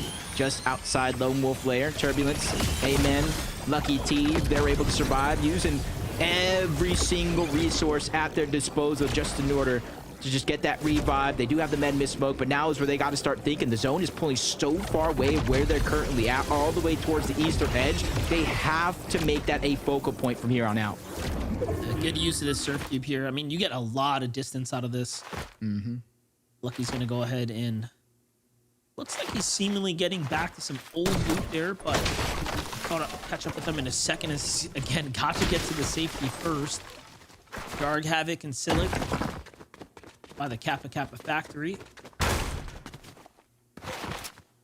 See that stat right there. Silic and Jargu both played their first FNCS finals last season, placing 21st. Let's see how much they've managed to learn in their endgame high-tier lobbies.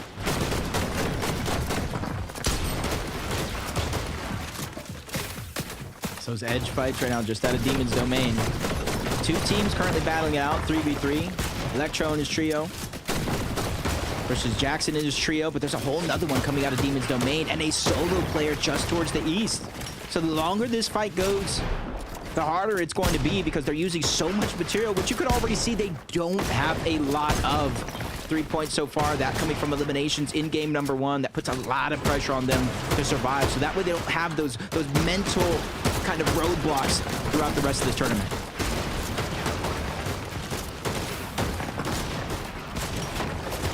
Both sides kind of poising up, just looking for an opportunity, but this low fire rate rifles here not really giving them that quick advantage they're looking for. Jack's got to be careful though, losing the walls there.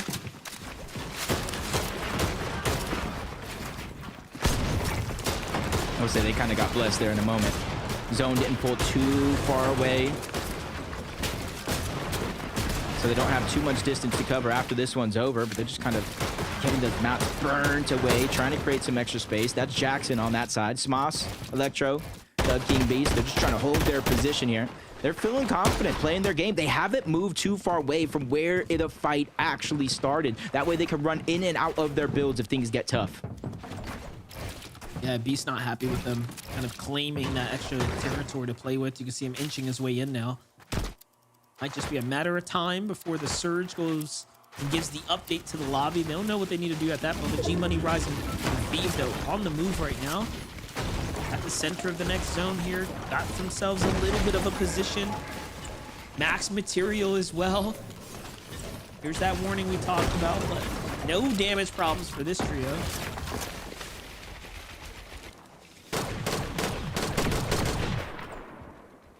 Looking back, that's kind of where their two trios were fighting back there. One trio is going to be above, more towards the eastern edge. Smoss, Beast, and Electro.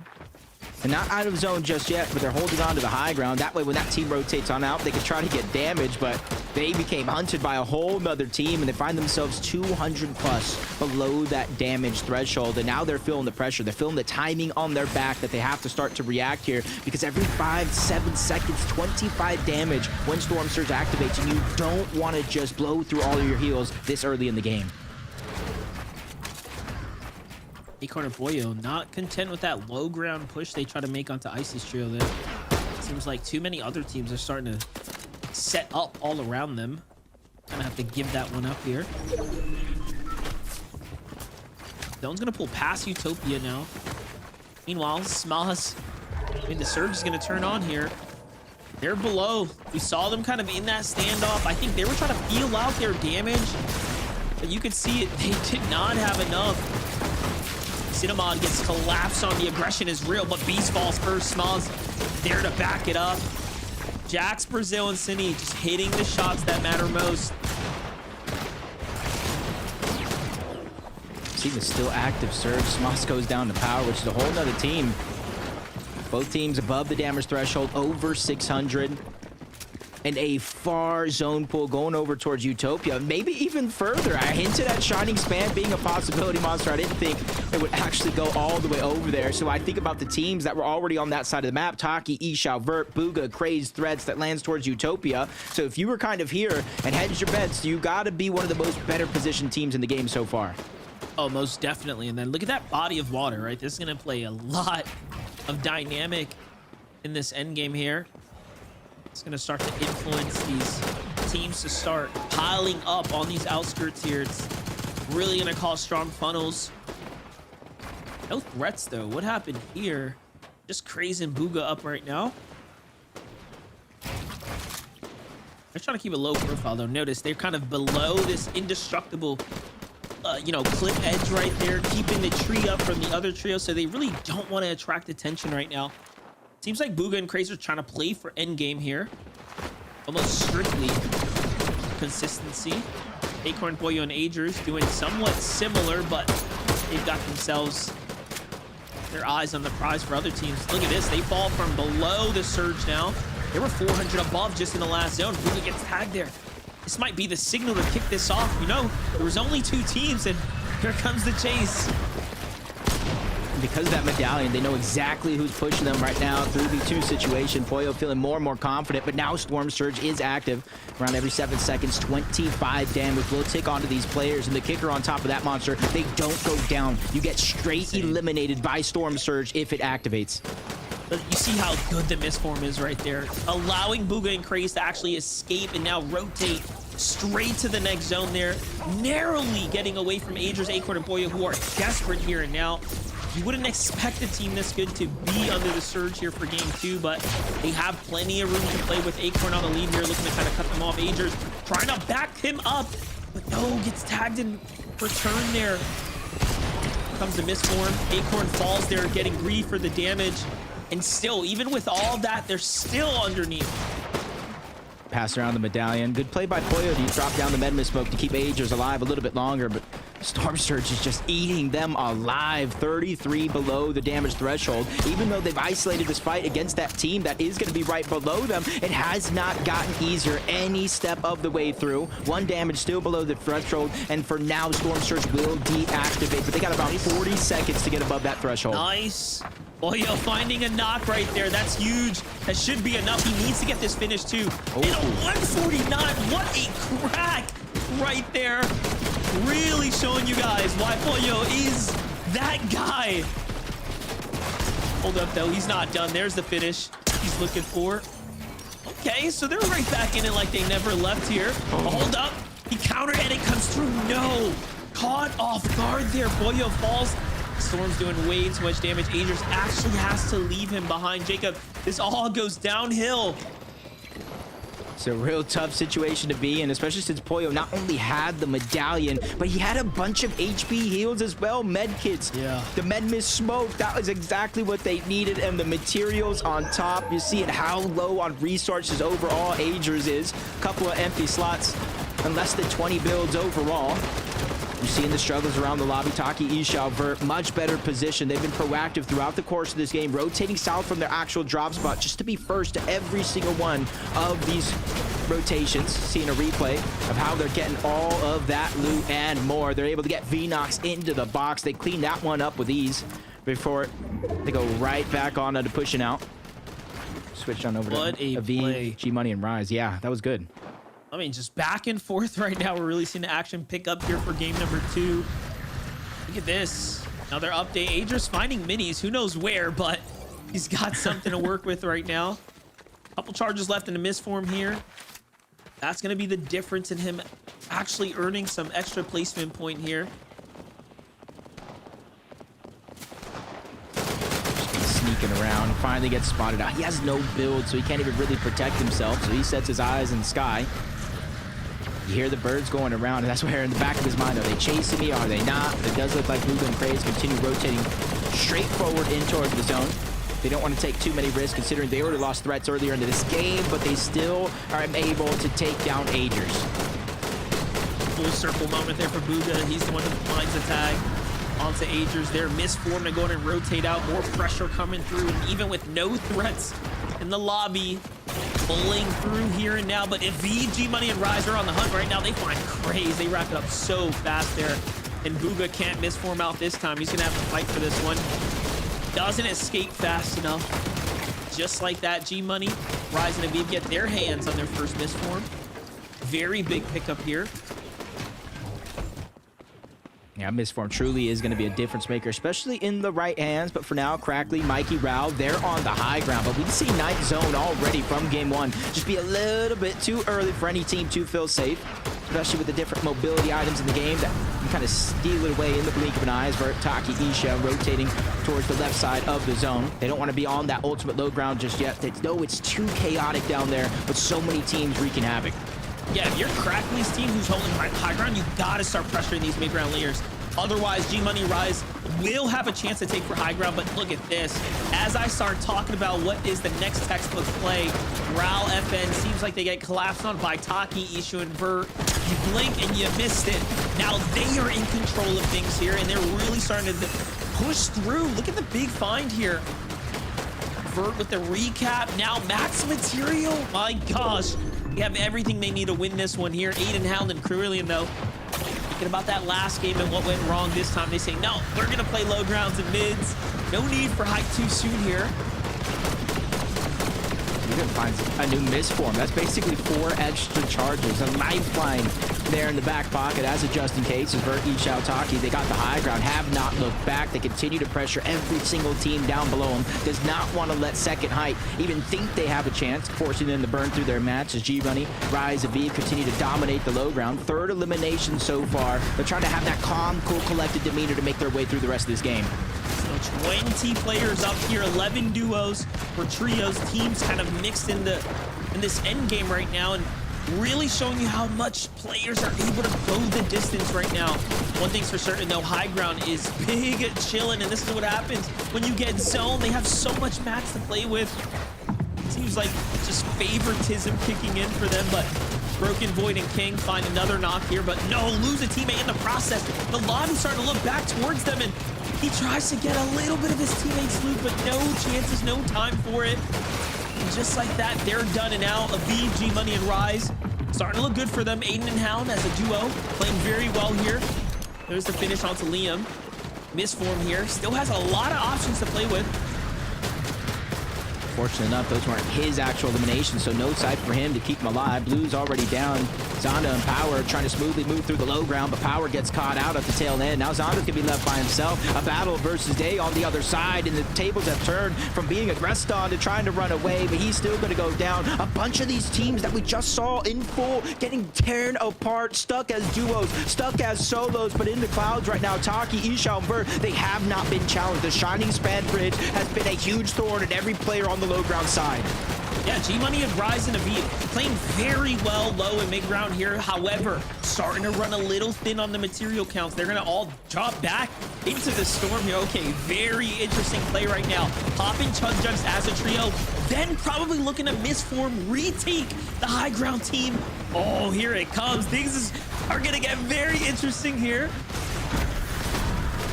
Two full trios and a duo, most of them crashing down below onto that low ground. Down goes Rise. Aviv is getting a little bit of redemption as he runs into 20 there. Great shot can be fired off as 20 goes down as well. That's going to be a wipe onto that trio, but you can see up above, they've just been waiting for this. They let them fight. They used it as a distraction. Now Taki, Vert, Icha are in full control. They were just too patient, taking their time, recognizing that they shouldn't jump the gun too soon, and this is a win waiting for them to claim right here. A couple of mats, though, are left. Misform goes on up. Vert has to get contested here. It's all going to come down to this smart fight for G Money to take, but Vert finds the tag to win the game. That is a big game for them. The zone pulled over towards Shining Span early on. That's where they picked up some of the first eliminations of the game, and they set up shop from zone to zone from there on out. Monster, they didn't even waste their time going for high ground in the 8th zone, not even in the 9th, but it was the 10th zone. They timed it perfectly, knowing that team up there was wasting all of their resources. Storybook finish for them. You know, you just can't emphasize the importance of that critical elimination at the Shining Span, giving them an abundance of material to play with, and then the zone pulling that way. It just doesn't get better. Get it from their perspective. I mean, it just looked like easy walk for them in the park here. And really, you got to give them a lot of credit. They played smart, slow, and steady, because you saw Aviv and Rise trying to time the retake, but Ishu, Taki, and Vert played the smart and had a lot of high ground there, giving them that distance. And this is where G Money tried to contest, but it was too little, too late. 17th finals for Vert, for Taki and Ishao. This is going to be their second appearance in the Major 3 Grand Final. Zeke, Kelly, Vivid, what do you guys think of all that action?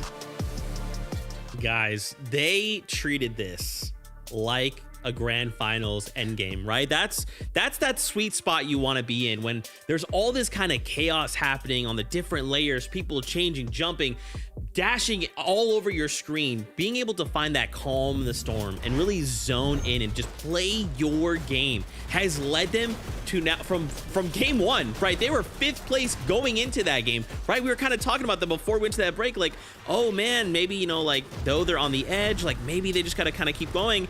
Nah, they just turned around and said, hey, look, Victory Royale, let's just treat this like a grand finals lobby. Let's do what we need to do. And they come out with a win. I mean, it was exactly what Jacob was talking about, where they saw the high ground around zone 9, actually what we're watching right now, and just saw just kind of how shambles high ground was. No one was really claiming it for their own. So they were able to take that high ground just a little bit late, and not just take high ground, but also take it at a very low zone, I should say, where they had a lot of opportunity to kind of get eliminations towards the mid ground, grab those refreshes, and then be able to hold high ground for the rest of the game.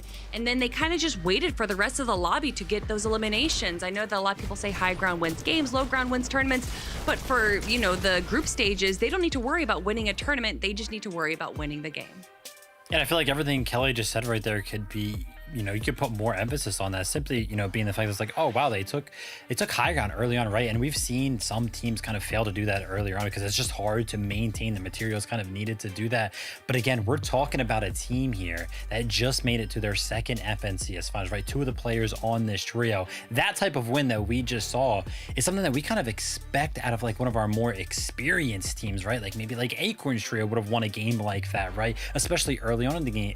In the day, game number 2. So this trio, the story seems almost too good to be true sometimes, making it to their first FNCS final last major, following that up with a game like that to make it into the finals again. They look good.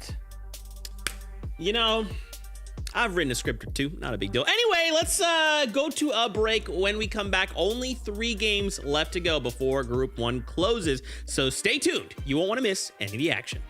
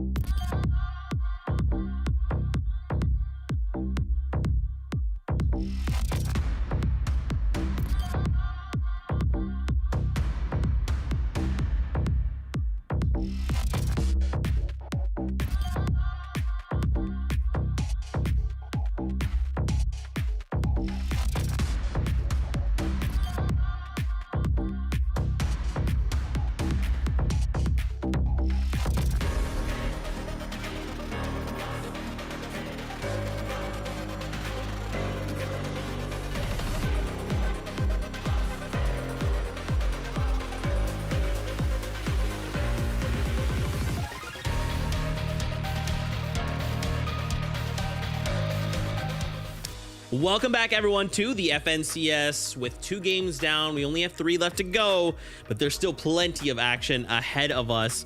So let's talk about that last game, right?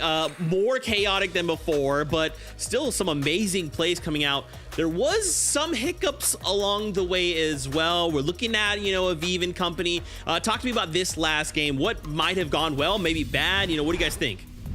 I think that it wasn't necessarily bad for this trio. I think that they actually had a pretty good run through the mid game, or the end game there, staying on the mid ground. They do a really good job with this. They aren't like the other trios where they kind of stick to the ultimate low, especially when you're going over water. It's so risky to stay on that low ground, so they stuck to the mid ground. They were able to kind of get these little picks and eliminations here and there, but truly for me, it was the preparation that they had for the end game. They understood that they didn't have that many mats, so they need to make sure that they had a ton of heals for the end game, and that's what allowed them to survive close to the very end.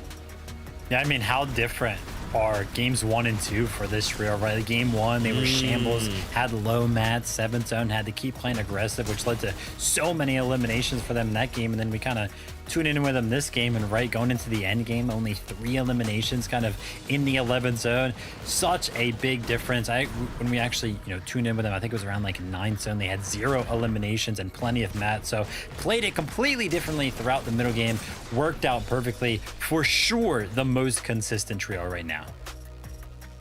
Okay, I like it. And of course, because of that, remember, so if you look at those top points, right, 1,000 to 150, that just means it qualified, right? So right now, as we stand, Aviv, G-Money, Rise, they're technically in like first place, right? Currently looking really good. We wanted to highlight as well 7th place, Aiden, Carillion, and Hound in that last game, doing again, kind of the difference from game 1 to versus like game 2. These trios just really coming alive, right? Like, I don't know if it's that pressure. Maybe it's just like first game jitters, or like, who knows? Maybe going into first game, just like, let's just see what kind of happens. But game, 2 for this trio, very, very strong showing.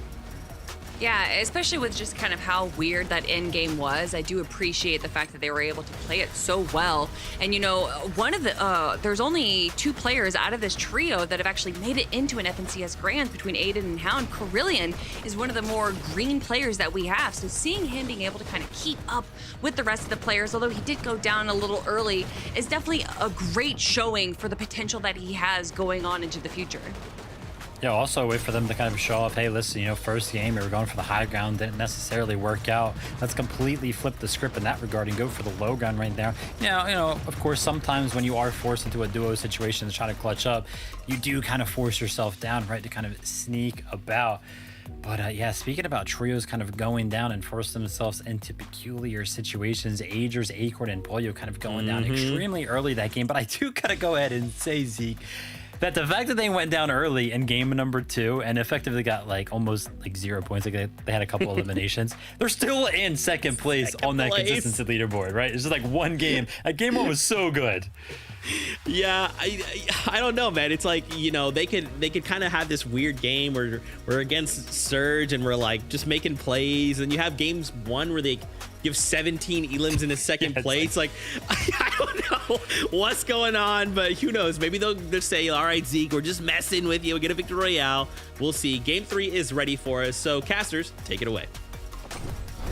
Yeah, don't let those points confuse you, right? When the 1,000 kicks in, that means they won, so you don't really have to worry about them anymore. And it does matter about who's consistent afterwards.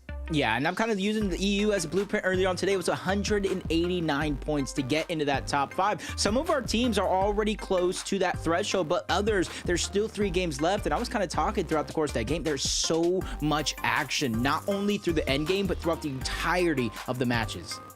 Yeah, and you know what? With game 3 here, I mean, there's only a couple more opportunities, Jacob. Yeah, and hopefully, they really take it in stride. Acorn, Agers, Pollo, they're a team, whether they win the game or kind of continue through consistency. They have what it takes, and only a few points shy. But I'm looking at so many other teams, and with the battle bus ready to go, this is the 3rd game, the halfway point. So let's get into it.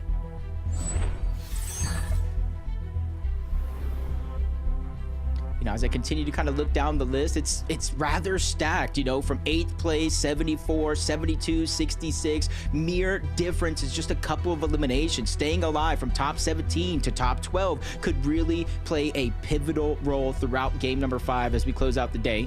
But this is the halfway point, game 3. And so hopefully a lot of these teams really start to make these moments count.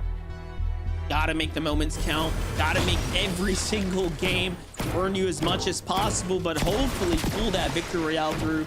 Again, and we talk about when you win the round, new draw spots open up, right? Teams get pushed out of the lobby, so there's less to worry about, which means you have more flexibility. If something doesn't work, maybe you can kind of adjust your strategy.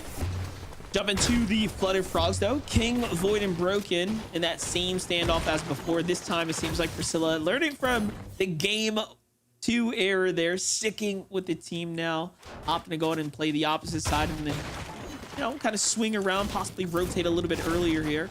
Give themselves a true chance for game number 3. it's just the unfortunate thing is just kind of see the loadouts on one side from the other. Bunch of Sentinel pumps for Void Broken and King for the most part. Down below, it just kind of seems like a bunch of SMGs, ARs, kill switch revolvers. So it's not necessarily the best loadout from that split drop. The biggest thing that they do have on their side is the amount of shields that they do have, from minis to bigs, all of them effective 200 shield and HP.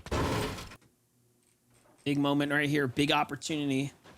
This is essentially the point in the tournament where you can still turn things around. After this, it becomes an uphill battle and really puts all the stress on pulling through with the victory royale. If you're a team like King, Void, and Broken, though, you've earned so many points. You just want to kind of coast to the end of the tournament at this point. Lucky Turbulence and Amen have to find something big here and now, but Lucky T gets crushed right there with the big tag. Baloney, BJ, and 919. Finds himself for the first time in the early game kind of on the back foot here. Again, this is a fight we've seen now for the last 3 games, and it seems like the team to the north, is that Pay 14 potentially coming down pretty quickly? Yes, it is in their team. Last time they missed the chance to get the ambush. This time they're coming even sooner. Yeah, they know they just can't let these damage opportunities, even if they don't get the eliminations, pass them. As Lucky T is able to get the drop on a 919. That's a quick elimination there. Just trying to wait, make sure his teammates are good before it all gets cleaned up as they pounce on the other 2 players that are going to be left alive. No big eliminations just yet. Here comes Pay, Quick, and Boogeyman. They close the distance in the blink of an eye, and now they have the high ground, which is a huge advantage in these types of fights. A smart play here. Pay's gonna go into builds. A little risky for him, but gets the cutoff opportunity here onto Lucky. Now looking for the sandwich. Pay playing the side angles here. Kind of the lurking component of this team here. Boogeyman, though, gets the first full hit there. Amin tries to go around. Not good. Boxed up. Sent back, and then Lucky, where are you going, buddy? It's over for him as well. As fast as it started, that fight concludes. To the south, though, TK's team seems to be hearing what's going off in the distance, possibly thinking about swinging on up. Meanwhile, Panda, Venox, and Luke come in with the Fluttered Frogs, sticking to their strategy of coming through for fights, but this is the first time there's 6 players up still here. This fight never concluded. Because the sewer tunnel is underneath, it's not going to be easy for anybody to really get too much of an advantage in some of these fights, especially if they continue to drop down below, but I might have spoke too soon. Does look like Priscilla does get locked. That's Ian, gets cleaned up by Luke. They move on over to try to get the rest, but all 3 of them back into the same box. Mafia, Shades, they're there as well. Their full trio is waiting on the other side of these builds, waiting to pounce. Yeah, Mafia thinks he's not, spotted out there, but no, this team has full awareness. Mafia might be the first to fall. He definitely is. Tex and Hades now has to turn this one around. Nice cone up, but Luke slips out the box with a dash. Well timed for him. Meanwhile, on the low ground, Hades back against the wall, looking for Panda Season. Doing a great job here fending off the team so far. They seem to be the better fighters, but counted out too soon here. It's actually perfect usage by the dash right there. He got his P stolen away. He's able to dash, dodge the shot, stay alive a little bit longer. And this was a good opportunity for Teeks and Hayes. Even though they did lose their teammate Mafia, you have to know that there was so much damage there for them to clean it up. And that's why I liked how aggressive they were actually getting. But just a couple of seconds, that's all it took. They all kind of converged into the same box to make sure that they could heal up while a couple of them hold the pressure out. So that one's going to be a full disengage as Focate goes down. Hypers and Luck and Dog, they're still going to be left up. They're going for a straight revive play to try to save their teammates. But look at Monster, their material count. They are very, very low on resources. This is bad. This is just bad news here. Trying to stick the res. I can appreciate that, but Liam gets in there. Why not get the re-knock for good measure? Siphon kicks in there. That's going to keep him more than adequately healthy here. And you know what? They're happy with the 1 knock. Somehow, the team slips away, though. Uh-oh. Doesn't want to let him go away for too long. That's Focake. Trying to survive, popping the minis. He knows the fight is going to be inevitable, so instead of trying to run, he's trying to use the little time that he has to at least get into fighting shape. Then a couple bunches back as he misforms straight up to the mountain yet again, but it's not going to be easy with the time it takes for that second charge to come out. Around 12-second cooldown on those charges to use the misform. Focake, unfortunately enough, just was not able to create enough separation. Crazy. If he would have just got up and over that mountain, he might have actually survived, but blocked out there. Meanwhile, on the other side, what's happening here? Eulogy and team kind of eyes on Pollo, Acorn, and Agers. Pollo, Acorn, and Agers playing this a bit differently now. I don't think they were happy with the lack of damage in the previous game. They're probably thinking to themselves, all right, guys, let's turn on the heat here. As they don't find a fight, Liam, Madden, and Trio just continuously going from one to the next. It's a whole nother team. After they finish off, I think, an elimination onto Foke. Now they're looking for more, and this is what Kelly was talking about, the AoE with those dash sprites. So now Madden's going to get 3 from somebody else's resources, seeing Woods run away, and that's going to allow them to easily close the distance with the dashes, the Surf Cube. Liam, I should be able to put pressure on the Woods here soon. Surf Cube would have been excellent right there to go ahead and kind of surprise Woods, but doesn't even need it. He's got his team kind of coming at all different angles. These could be eliminations that lead them straight to A rank right here, but hold up. Woods, though, putting up a good fight. Could have honestly turned the tide there for a second. Still healthy as well. 161, though. My gosh, the double shotgun shots here from Madden and Liam. Going to wrap that one up. Wondering how a fight like this started. And oh my, Madden with the DMR, 2 back-to-back headshots, just melting the HP and shield, getting the knock, and that kind of basically boosted up the confidence for them to push on over. Back on over to the resistance base side of the map, northwest, and you're seeing at least 4 teams directly here north of the resistance base, and you're seeing at least a solo player on the eastern side of the mini-map. So at least 5 teams kind of converged in this small location. It is in zone, so not too much to worry about just yet, Monster, but if it pulls away, it's going to be tough for this rotation to happen. Yeah, that was a successful reboot onto Mafia there. So well played for them. They're kind of back in the game, but damage likely to be very, very dire. G-Money rising to Vive. Dash is ready to go. Fully in action mode here. Taking their rotates. Pollo, Agers, and Acorn. No strangers to the storm this time, though. Again, looking for a bit more damage than they picked up last round. Oh, they're going straight for it.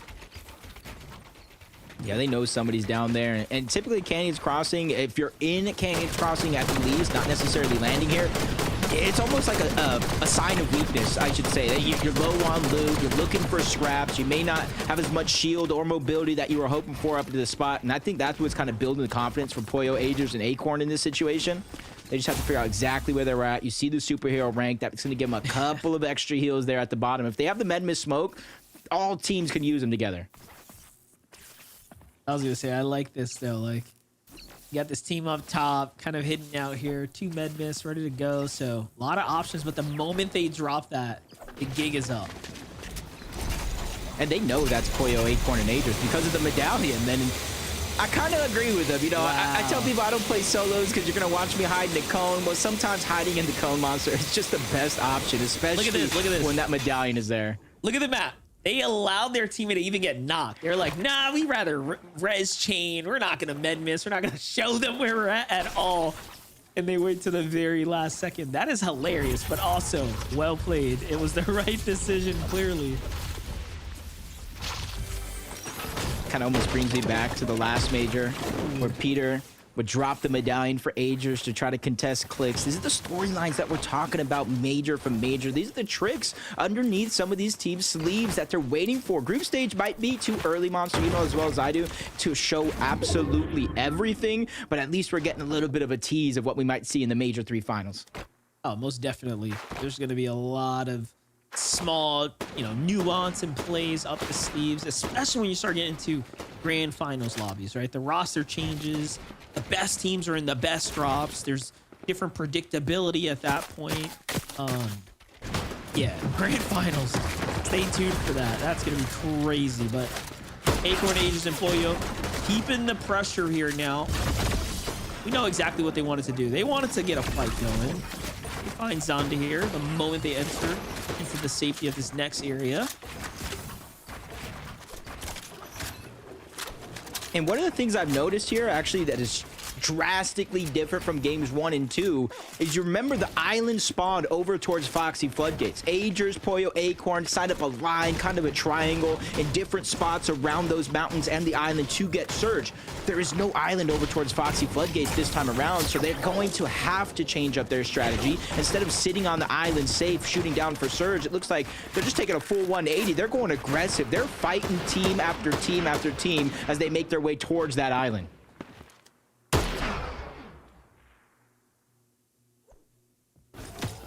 Little hold happening here for Havoc, Jargo, and Silic. Team behind them, actually, they don't even have wind of that trio. They're focused more on the fact that G Money has high ground here on the mountain across from them.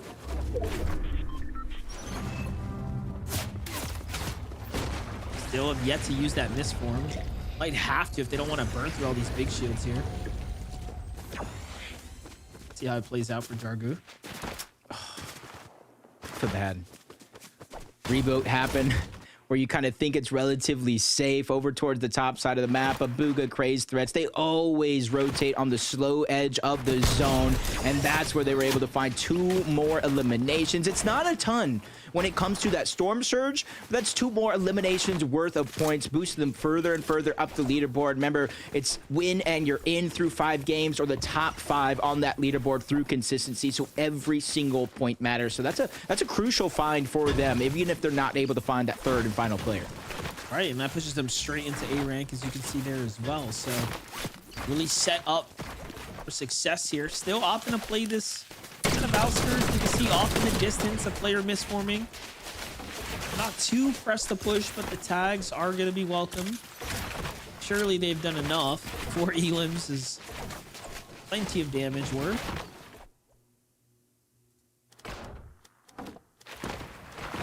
Oh no.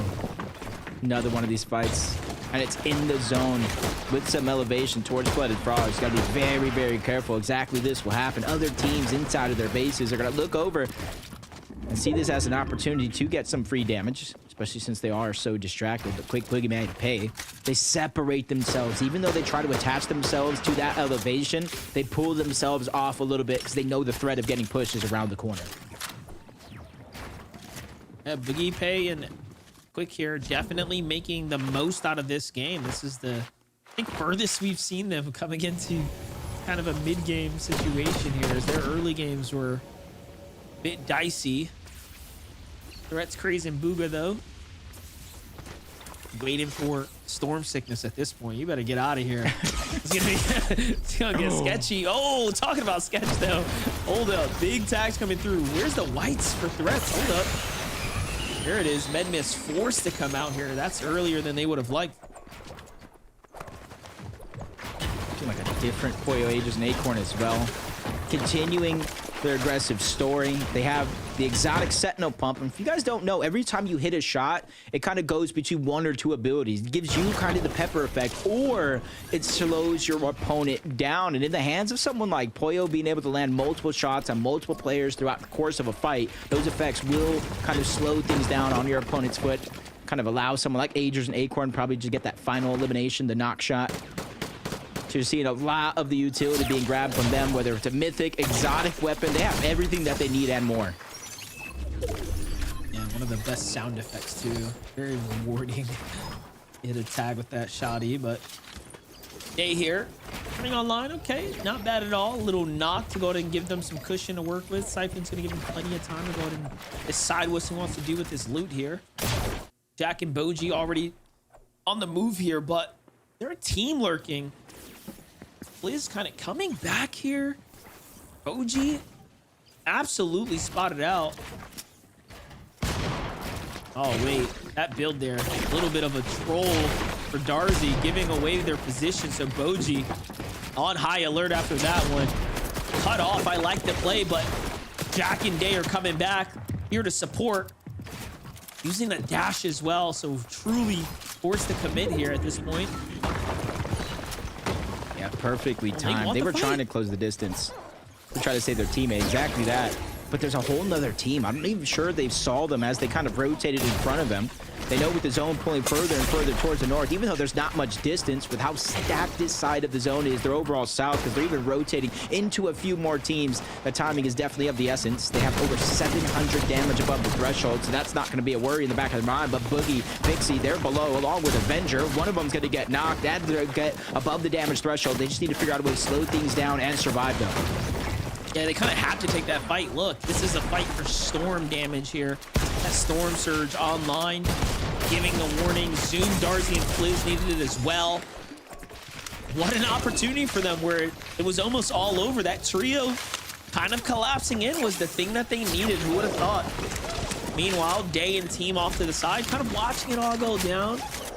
Trying to, I guess, analyze the situation, right? Feel it out. What all just unfolded? Where do these two teams come from? Yeah, that positional awareness as well, kind of knowing where everybody's at, especially when these zones continue to pull towards the north and then a far eastern pull on top of that one. Knowing that everybody, including Pollo, Ages, and Acorn, that were positioned on the western side of the map is going to have to make that long rotation on over. And some are realizing also that timing is of the essence. You want to start to rotate quick, especially if you already have accumulated that storm surge throughout the course of that game, because you don't want to be one of those teams that's just held out by the majority of the lobby. There are so many teams on the heels of Aegis, Acorn, and Pollo. No one has shot yet. That's how far this zone is. Everyone's like, all right, you know what? They don't know we're here. I'm good with that. Let's rotate. Finally now, Aegis, Acorn, and Pollo feel comfortable enough to start turning on the gas pedal. Coin dropped right there for the shields for Pollo. They got to move, though. Did you see that stat that popped up? Did you see that stat? Throughout the entirety of Major 2, they didn't take a single hit of Storm Surge. Today alone, they've gotten 31 ticks of damage from Storm Surge. A huge change up of the game plan of Aegis, Acorn, and Pollo. Something you wouldn't necessarily expect, especially considering he's one of the best IGLs. Bait, Ian, Mikado's 175 below the damage threshold with active surge. Priscilla, instead of getting knocked, is going to go down. Bait's going to have to figure out something here because he's now getting ticked by the zone itself and storm surge.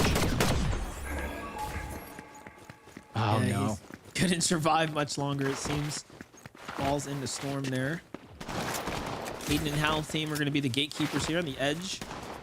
Peeking out, don't quite catch visuals onto Moncadios, but man, this player's 390 below. It's a matter of time. Let's just see who's going to go ahead and find this elimination here at this point. There it is. Aegis gets awarded. Just peeking around at the right time, right-hand corner. And there was basically 2 eliminations worth of damage. Big hill to climb, but at least he can kind of rethink the strategy with the rest of the team for game number 4. 257 damage, though, above the threshold for TK, Byla, and Larson. 39 points so far. Not where they would have expected to be, but with this game and 2 more left to go, all it takes is one big moment, a couple of big plays, a few eliminations to really change the difference.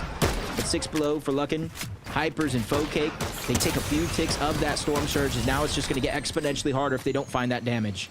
I like the med miss play here, but Storm Surge is online. They got to make a play here now. This is bad. Nothing but bad intentions from Huga side too. You see the shots coming in, the pressure's online. Great tag there, but already other players join in on the action here. The frenzy of shots and fire. Huga's team's gonna be the first to secure loot. TK, Byla, and Larson though. Also below the surge. What all went wrong for them? At least they're above now, 32. Playing the disaster down below, continuing to trade shots. Any damage is better than none. Now looking off to the distance, seeing a full team rotate on by, but because of that misform, they're going to be relatively safe the majority of that way through. No shots able to sneak in, but 98 above. They're figuring out a way to just get a few shots to connect, even if it's not a massive confidence-building moment. As a V-Rise, G-Money able to steal away that elimination. Almost 1,000 damage above the threshold. Eliminations for them isn't even about surge, it's about resources. A lot of mats fall in there. Byla, Larson, and TK find a refresh as well. And another team, what just unfolded for this squad as kind of going through enemy builds. That's the danger. Gotta be careful there. Byla levels up to his layer. And now all of a sudden they're really in this game here. Zone's gonna pull further and further south though. Aegis, Poyo, and Acorn just master rotates here time and time again. This game really going in their favor so far. Seem to be in full control at the moment of the end game here. Another team is gonna fall to them. It's OG. Seems like it was just a matter of time. Jack caught there too. Day escapes, but for how much longer? Another missed as well here, Jacob. They're just looking like they're just making up for that last game. I think they got relatively low points, if any at all, and they say, well, now we got to go ahead and get 2 games worth of points here. If not the victory royale, they can take the rest of the day off. As we look in the clouds, most figuratively and literally, it's Threats, Craze, and Booga. But the 8th zone monster, we've already seen it happen today. It might be entirely too soon for them to invest a ton of materials. Yeah, you know what? I think they're desperate. You know, after those first 2 games, not finding the placement points they needed, Booga, Craze, and Threats are, you know, again, almost trying to force the win condition at this point. We'll see if it's the right decision. There's still the big names left in the lobby, like Poyo, Aegis, Acorn, G-Money, Ryzen. Of course, you know, being very much situated there ahead of them. So I'm a bit concerned, but so long as, you know, Poyo, Acorn, and Aegis stay on the low ground, I think they'll be okay up there. Great damage on the Byla. They get the knock on the TK. Larson's down as well. Byla just needs a miracle here to survive outside of the zone. Luckily for him, those fallen bodies of his teammates, he's able to get as much of the resources as possible, but in comes TK, in comes Teeks. They're able to take them down. That's a huge loss there on the other side, but for Booga, Craze, and Threats, that's a huge win. They're able to get damage, eliminations, and they're able to rotate here much safer on the high ground. Aviv, G-Money, and Rise at the front side of zone, but Poyo, Acorn, and team are going to be rotating right behind them. So this is going to all unfold here and now. You see them kind of cutting them off. Aviv, Rise, and G-Money, look at their perspective. Very situated, big material going through the metal right now. They can, you know, kind of can. They have all the luxury to do so.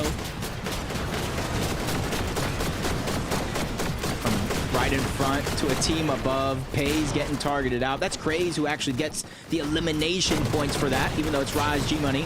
And the trio is able to get all of that loot for that fallen body as Poyo, Aegis, Acorn still dominating the low ground. It's 2,000 above the threshold. It's more about winning a game. It's about proving a point. It's about making a statement for them. Argo, Havoc, and Scylla. It's another team you got to look out for here. No strangers to high ground. They got Mist Form as well. Plenty of options to go ahead and work around with here. All this low ground layer too. Sandman 20 and Northern kind of sneaking into the conversation. We haven't said much about them, but they've been one of the most consistent trios on the day right now.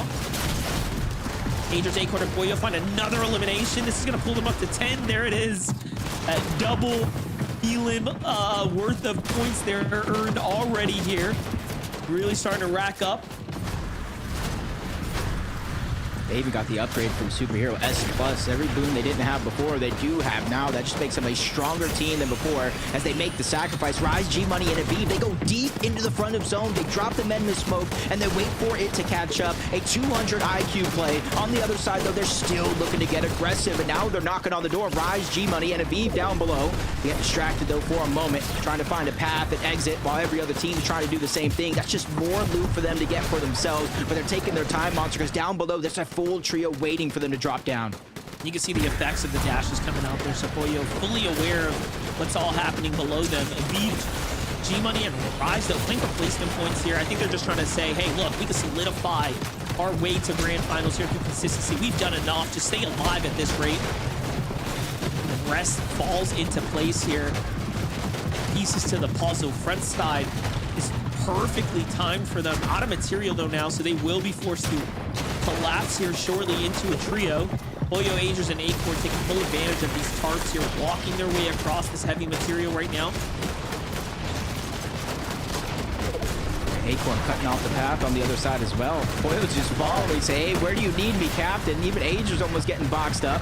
But Pollo there to save the day yet again, dropping the medallion, changing hands, making sure that Agers is healthy because they know how chaotic this endgame is. And Jardlu's feeling it as well. Two of his teammates both go down. That's a lot of pressure on him as a solo to try to get some placement points from up, down, all around, inside of his cover. The zone is going to be the one, after all, to take him down. Couldn't even shoot his way out. Aviv, though, trying to do the same. Misforms his way out the back half of the box there and into the new storm he goes. 6th place so far. Things kind of crumbled for him a moment ago. Waiting for that misform to go in and turn online here. Siphon was available, but doesn't get it in time there. Couldn't find the shot. Meanwhile, Bugha, Threats, and Craze. We haven't gone up to what's happening there, but Boyo, Adrian, and Acorn say, give us a second. We'll show you what's happening up here. Boyo putting on the edit course for us to witness here. Gets pieced though by Craze and Threats. And just like that, it should be their game to win. It's a 3v1 happening here. Tex on the low ground doesn't know what all just happened. Here comes Threats to go in and close the deal. Puts the edits out, boxes him up, finishes the game with a nice tag and a shotgun shot there, and they'll be going straight to grand finals.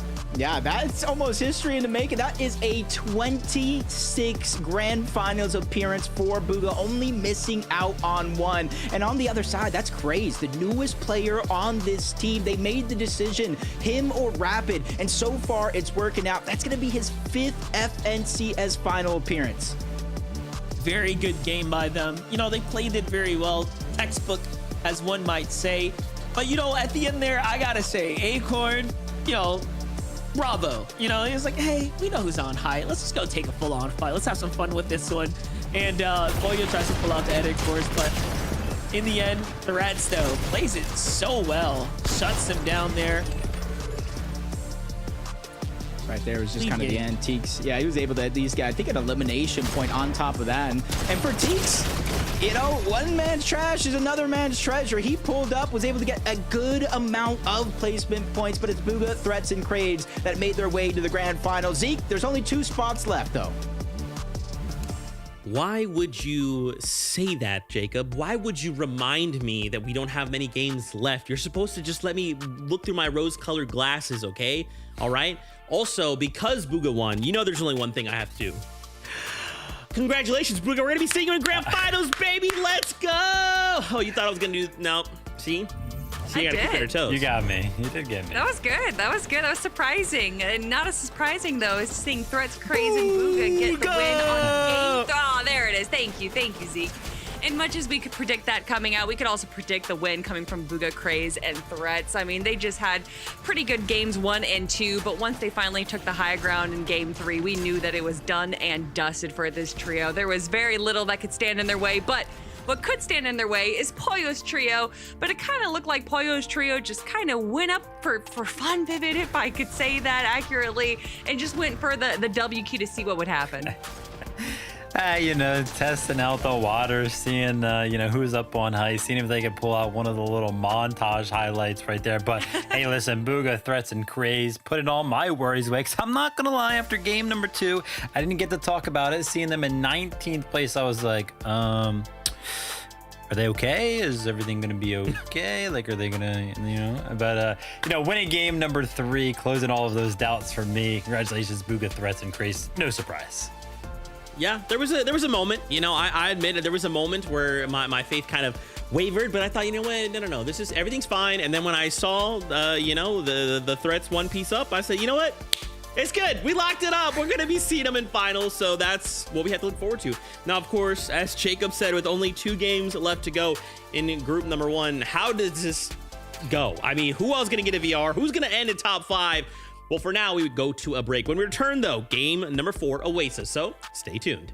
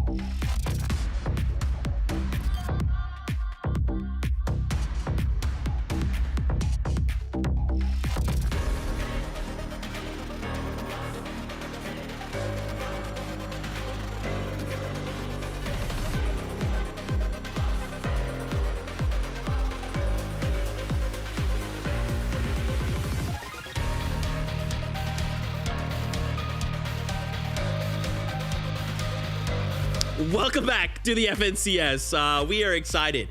We are very excited because the last game, Booga got himself a victory royale, which means they're going straight through the grand finals. Congratulations to them. But there's still kind of these other two trios that seem to all be kind of fighting it out, and only ones that are left: Aviv, G Money, and Rise, Acorn, Aegis, and Poyo. So I'm assuming, if my script is correct, you know, one of these trios will win game 4, the other will win game 5. But Aviv, Rise, and G Money, man, they've just been really great. So like just in group number 1, they've been also incredibly consistent, not dropping a game outside of top 5, which is kind of crazy. It is a little bit crazy when you kind of look at the competition that's entering group number 1. But then when you look at Rise, G Money, and Vive, and you kind of see the expertise that they have, the veteran knowledge of the game, you can understand why they are playing the low ground like they are. They are doing such a good job kind of following the rest of the lobby for these early game regressions and using those misforms right when they need to. Aviv just plays so smartly in these end games, making sure that he's staying alive, but also paying attention to where the rest of the lobby is. And I think a lot of that is due to him playing the mid ground. A lot of players like to play the low ground, going for those elims, but he likes to play the mid ground, which is just a little bit safer, but also allows you to have a lot more observation of what's going on below you. Yeah, in those clutch moments before, but as a trio, right when they were alive, they did something so good in game number 3 right there that actually went ahead and clinched up that top 5 for them right there. Basically, what they're going to want to do is just continuously put themselves in the front of the moving zone, right? Not necessarily inside of the zone, but actually in the storm where the zone is going to go. Oh, how can they do that? How can they just set out in the storm? Because of the med miss, right? They had a couple of these this game, and they continuously kept doing this. Unfortunately, though, for the trio, right, I saw them, I believe it was on this one. Once they landed in the storm, they just got sprayed by so many different teams, right? It was so hard for them to kind of maintain and get anything kind of better than a top 5. You would imagine, though, continuously finding positions like that, they would actually be able to get something better than a top 5. Hey, 5th place is great, but it's just like, man, they were in the best position so many times, but yeah, that pressure just ended up being too much.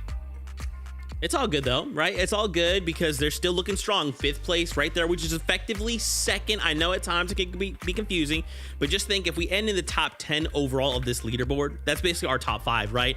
They are looking great. We only have 2 games left to go. I mean, look at the point differential, right? We just got to keep doing what we're doing. And of course, Aegis, Acorn, and Poyo.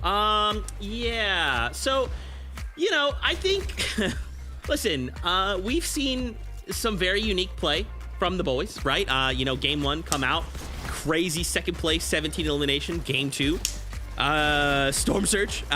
Game 3, we see who's on height. Let's just LOL charge them. Oh, I got pieced up. You know, I feel like we're having a good time. You know, we're having a good time. They're still 1st place. I think it's fine, right? Zeke, you know, it's Sunday, which is commonly laundry day, and these boys are washed right now. I think it's over for them. I don't think they're going to make it into the grand finals. No, obviously, they're having fun. I don't know. You can speculate all you want. I'm sure that there's a lot of people that are going to say that what I'm saying is you know, slanderous, but I think that they're kind of just testing the waters right now. They're kind of seeing what the rest of the competition is doing, and they already know that they're so high up the leaderboard that they don't really need to go for that victory royale. Regardless of Kelly doing laundry and everything like that, I think it's still pretty awesome to see, you know, when they want to go ahead and turn it on, they can very easily. I mean, games 1 and game 3 showing 18 eliminations, 17 eliminations. They've got way more eliminations than the rest of the competitors, and they've effectively kind of only played 2 games so far. So incredible stuff, showing why they are favorites throughout this year. I'm just gonna chalk it up in like my mind's lore. You know, they're refining a strategy. They're utilizing a new secret strategy, and that's what we're seeing. That's it. That's what I made up in my mind. I hope you do the same thing. Okay. Anyway, game number 4 is ready. Okay, only 2 games left to go before we say goodbye for today. So, casters, take it away. There's No, it is only impressive, 2 though. games left. Jacob, I was just gonna say, it is impressive that few teams like Acorn can just go ahead and decide, hey, I'm just gonna practice, right, in my majors, in my heats. Yeah, that's what I was even thinking to say, the practice. You talk about practice with kind of a lack of tournaments throughout the course of this season, 2 divisional cups. This is exactly what teams in their situation could start to do more and more often throughout the rest of these groups. But game number 4, 2 games left. Let's get right into the action. And this is where it really starts to get interesting here. With these 2 games left, I'm looking at the leaderboard right now, Monster. 2 points would separate a possible top 5 going to the grand finals and having to play through that LCQ. That is elimination difference. That's a singular placement point of difference. And then we haven't even touched on the topic of any of the teams inside of the top 5 get a win. That opens up a spot at the bottom of that consistency. Yeah, at this point, I mean, Agers, Acorn, Boyo clearly have enough points to go ahead and hold a top 5 spot. If they just decide, hey, we're gonna just like be very casual these next couple rounds, right? Really just play it out, try to continue to refine our strategies. They're gonna take away a spot to the grand finals easily from someone else, but at the same time, they're kind of teeing up another team to take a dub, right? So it's kind of an interesting dynamic. And in any case, we will be seeing them at the grand finals. That's very clear. And one thing's for certain, everyone else that's not in that like 120 plus threshold point area right now, you got to turn online. You need a win. Yeah, 100%. And this is kind of like one of those teams that I'm looking at as well that lands over here for the most part, contested drop. They're outside of that bubble as of now, but if they're able to win these fights a little bit quicker than when those third parties come in some of the games past, this could be that opening opportunity for them. This is where they're going to look to get aggressive and try to finish these fights. They've won almost every single one of these fights so far on today's games, barring a third party. As Ian takes the first shot, that's going to give him an opportunity to separate the rest of this team and try to converge with the numbers advantage. Back-to-back shots yet again coming out from King as they get another elimination and the eventual wipe. And they're doing good right now. 122 points. That team wipe right there is going to propel them up big time. More cushion for them to continue to, you know, earn their way up the ranks right now. All they need here is a big end game, and they'll be a true shoe into the grands. On the other side, look at what's happening here. Again, this is a team that is played exceptional, right? You can just tell by their end game strategy, their positioning, you know, all the highlights that they've managed to pull through so far. Clearly a cut above the rest. The BG Money and Rise could become the first on NAC to place top 5 in all 5 group games, right? Possibly setting up a little historic run for themselves. Yeah, especially since a couple of these guys are in the top 5 for overall damage throughout the course of these games. As Vixie, Boogie, and Avenger do find another elimination here down below on that low ground. Full team up above on that mountain, and even on the inside, you see Cinemod in there just trying to get whatever loot is left behind. Have to be careful. Boogie knows now that somebody's here. Breaks that build. Cinemod just revealed his positioning in a 2v1. You know they're going to push forward. You know they want to try to seal the deal here. Like the pressure coming out of Boogie, Vixie. Getting up. Gotta finish this quickly, though. You know, too many teams like to lurk around these mountains here. Cinemod, tag from behind. There it is. What just happened there? I'm sniping that one up.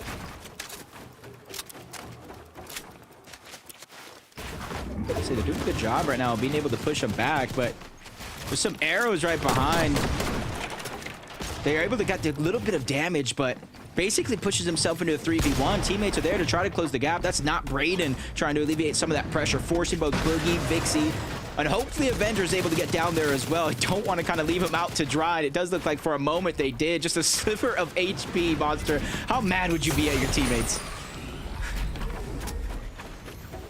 Not looking good, though. Take a look at the angle. The 116. Big tag there off the Vixie. Oh, and it catches TYT off guard. No. What a play and a half. Then the finish. GG, Jacob. Wow, that was actually a pretty big shot to hit, and Braden falls for the same thing. He's forced to go up and try to hide. Boogie's doing a good job of fighting back, but 3 versus 1. It doesn't take a mathematician to know that's just odds are so stacked against you. And now with that, they are going to be able to get Braden back on up. There's a reboot at the top of where they're currently at, so they should waste no time getting to it. Keeping things interesting here. Look at that. What a clean little play right there. Getting fancy with it, using the zip line and everything. Oh no, we were celebrating Pay 14 Boogeyman and Quick's Endgame last round. Look at that, they picked up 50 points last game or so, and ooh, right now the pressure coming through. Venox, Luke, and Panda find themselves almost in the quite literal same point threshold, so they're neck to neck here. Pay trying to escape now, but Panda's got so much resource to work with. Yeah, this is not looking good. Pay's gonna have to pull something big off right here. Gets cut off. Doubles back through the builds, collapsed on, suffocated, and now about to get finished here. Boogie, you can see in the distance, just running for his tournament life here in game number 4. Yeah, it's just unfortunate. Boogie took so much damage to start that fight. He immediately ran away. And when Pay went to try to alleviate some of the pressure, they say, you know what, that's a 3v1. Just turn around, burn him down. And that's exactly what they did. But Boogie, if he has some extra HP, whether it's a Chug Jug, Med Mist Smoke, or Med Kits, not going to be hard for him to get his teammates back into the game. Shogun's Arena of the Island does appear, and it's going to be no stranger at Pollo, Aegis, Acorn, a huge part of their game plan. And if they survive the contested off-spawn fights that we think we're going to see in the major grand finals, this is exactly what they're going to be looking for as step 2 in their journey. Yeah, they're having no problems. I mean, like we said before, what they're looking to is the land of gold. Let's be honest, right? Even this major right here is a matter of, one might even say, ego and preparation, right? So everything that I'm seeing right now is clearly pointing to the bigger picture. Yeah, Point Aegis top 2 in damage after 3 games, 4,200 damage and 4,100 damage. It's kind of neck and neck. Acorn to IGL, just kind of making sure that he stays one of the best IGLs in the history of the game. Sandman, Northern, and 20 towards Supernova. They were able to get some damage early on. I did see a knock go out into the distance. And with the zone pushing from north all the way towards the south, they're not going to make it a priority to rotate early. They're just going to make sure to look back at every single one of these teams just like this, knowing they're going to have to rotate first. Quick update here. Larson by the TK doubling back for an elimination now. They find just on the skirts of the zone. It's going to be 2 from whatever trio they were kind of engaged on.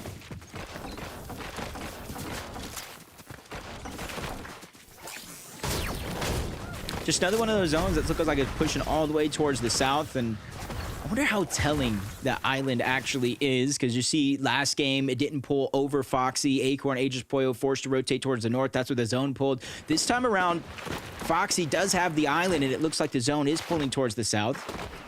So if anybody here else did their homework, probably setting up around this area. Kappa Kappa Factory, the Rainbow Field, the direction they're looking at, and even Utopia, where a new team honestly could be positioned at, as Booga, Craze, and Threats did win that last game. Oh, most definitely. That's a dynamic that is for sure taking place right now. I mean, yeah, you know, you got to think about that too, right? 3 less trios already in the lobby, kind of loosens things up a bit here in the early game. Not as chaotic. It almost feels like we saw in those first 2 games, especially. Pretty noticeable, fast, action-paced early games for those, but G-Money and Aviv, of course, securing Aspire here. Going to be rewarded handsomely in a couple moments. Void, Broken, and King, though, doubling back to the Flutter Frogs here.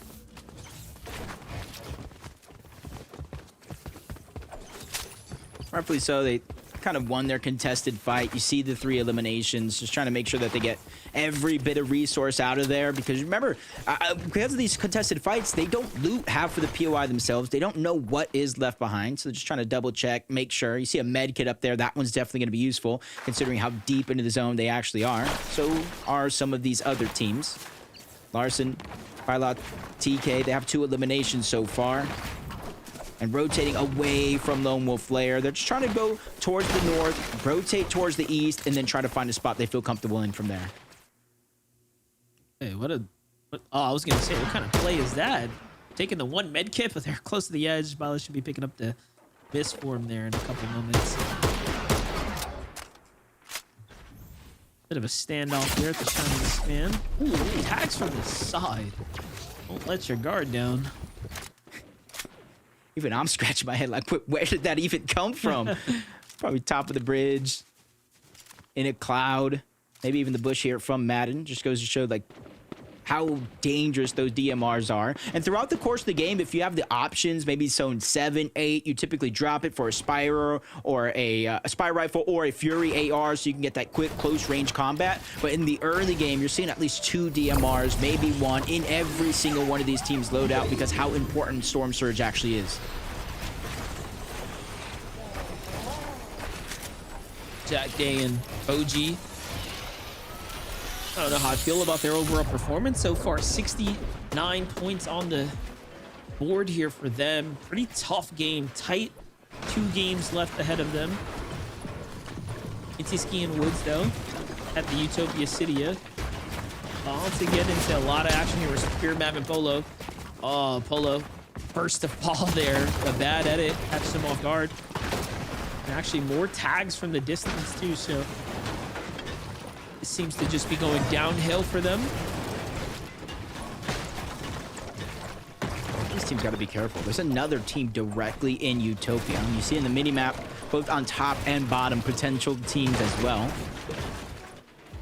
Luckily for them, they are kind of in the center of the zone, so unless they're forced to be proactive for Storm Surge, which chances are one of the teams probably might be, they really don't have to risk too much at this stage in the game. Everybody else, though, you see Void, Broken, King still rotating in from the north. There's one more team over from Pump Power. They might end up clashing, but that's where a lot of teams start to build up that metal material if they haven't had it already. Yeah, this team seems to be pretty capped off on most of their other mats at the moment. Hey, did Broken catch visuals on Preston here? Does look like he knows they are there now, rotating out. Trying to make a dash here to see if he can get a couple tags. This is going to be a big opportunity for him. Preston's very lit. Couple headshots from this fire rifle. That'll be all she wrote here.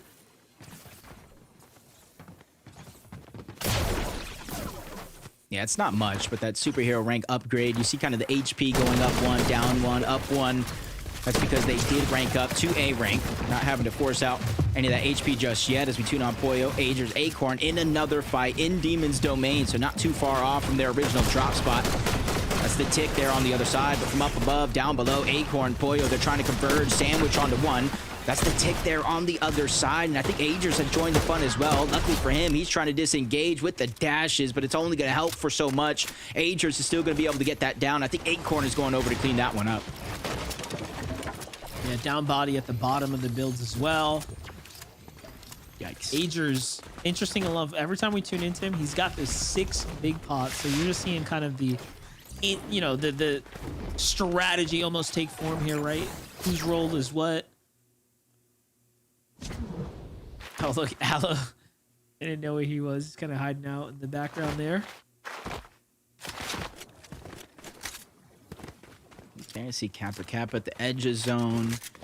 Probably the top of outpost. So it is kind of centering up for the most part. Demon's Domain is on the outskirts as well, on the western edge. So everybody right now on the north end, even on the northwestern edge of the map, still trying to find their spot. And that's where that edge of the zone is going to be so clustered. And you can kind of see the huge difference already. Silic, Jargu, and Havoc. Relatively nobody here on this side of the map. That's just because they're all on the north. Happening on the outskirts, though. Luzon and Power. This little scenic rotate here. They're playing ultra dead side. They're going all the way around here. Not looking to take any risk. See the Spire. The shrine here in sight. Go ahead and replenish up. Still got a med mist to work with too, so we'll be just fine. Yeah, look at how there's no one in sight down here. If they for some reason need damage, I mean, they're cooked. Yeah, I was thinking they're looking for the launch pad. Yeah, they gotta have to hurry up and get in there, because even if they're above the threshold, let's just say 1, 2, even 300, we know in the next couple of zones that can change in the blink of an eye. And the slower you are to rotate in, more and more teams will kind of take that priority positioning away from you, and you kind of get left whatever is going to be left over. Brilliant, Aiden, and Hound. They have the blueprint for success so far today. Even though they haven't been able to execute and get that victory royale, they've gotten close, and if they could just figure out a way to mimic that, replicate some of that success here. Relatively good spot in towards zone as it does pull further and further towards the east, over towards Utopia City. They have the option to rotate early, get towards the zone, or wait and accumulate more surge as other teams have to rotate as well. You know, they may not have picked up a lot of eliminations, but the placement points are very much kind of shining through on the overall points here. Same for Mafia, Tex, and Hades. This game, actually, surprisingly, they don't have any early game elims. They have been one of the few teams that have been consistently battling off the drop. Team right on their heels, though. They might just be getting collapsed on here shortly. There's two angles at which this can all go down. Tex gets tagged from the west side here. The team behind him stops moving in their tracks. Like, wait a second, we don't want to get caught in between this canyon here. It's pay for a team. I know we have the luxury of seeing it too. You just see how many teams are on the edge that they're rotating towards as well. 82 below the damage threshold. So instead of focusing on just getting Storm Surge, they're going to try to get in towards the zone first. Find a spot that they feel comfortable with, and that's where they're going to try to accumulate some damage. Maybe even on this edge, knowing there is a team behind them, because that shots that we saw earlier on could be their opportunity. Might be the only safe one at least. Pollo, Aegis, Acorn, they already have the medallion from the island, and they have Havoc down as well.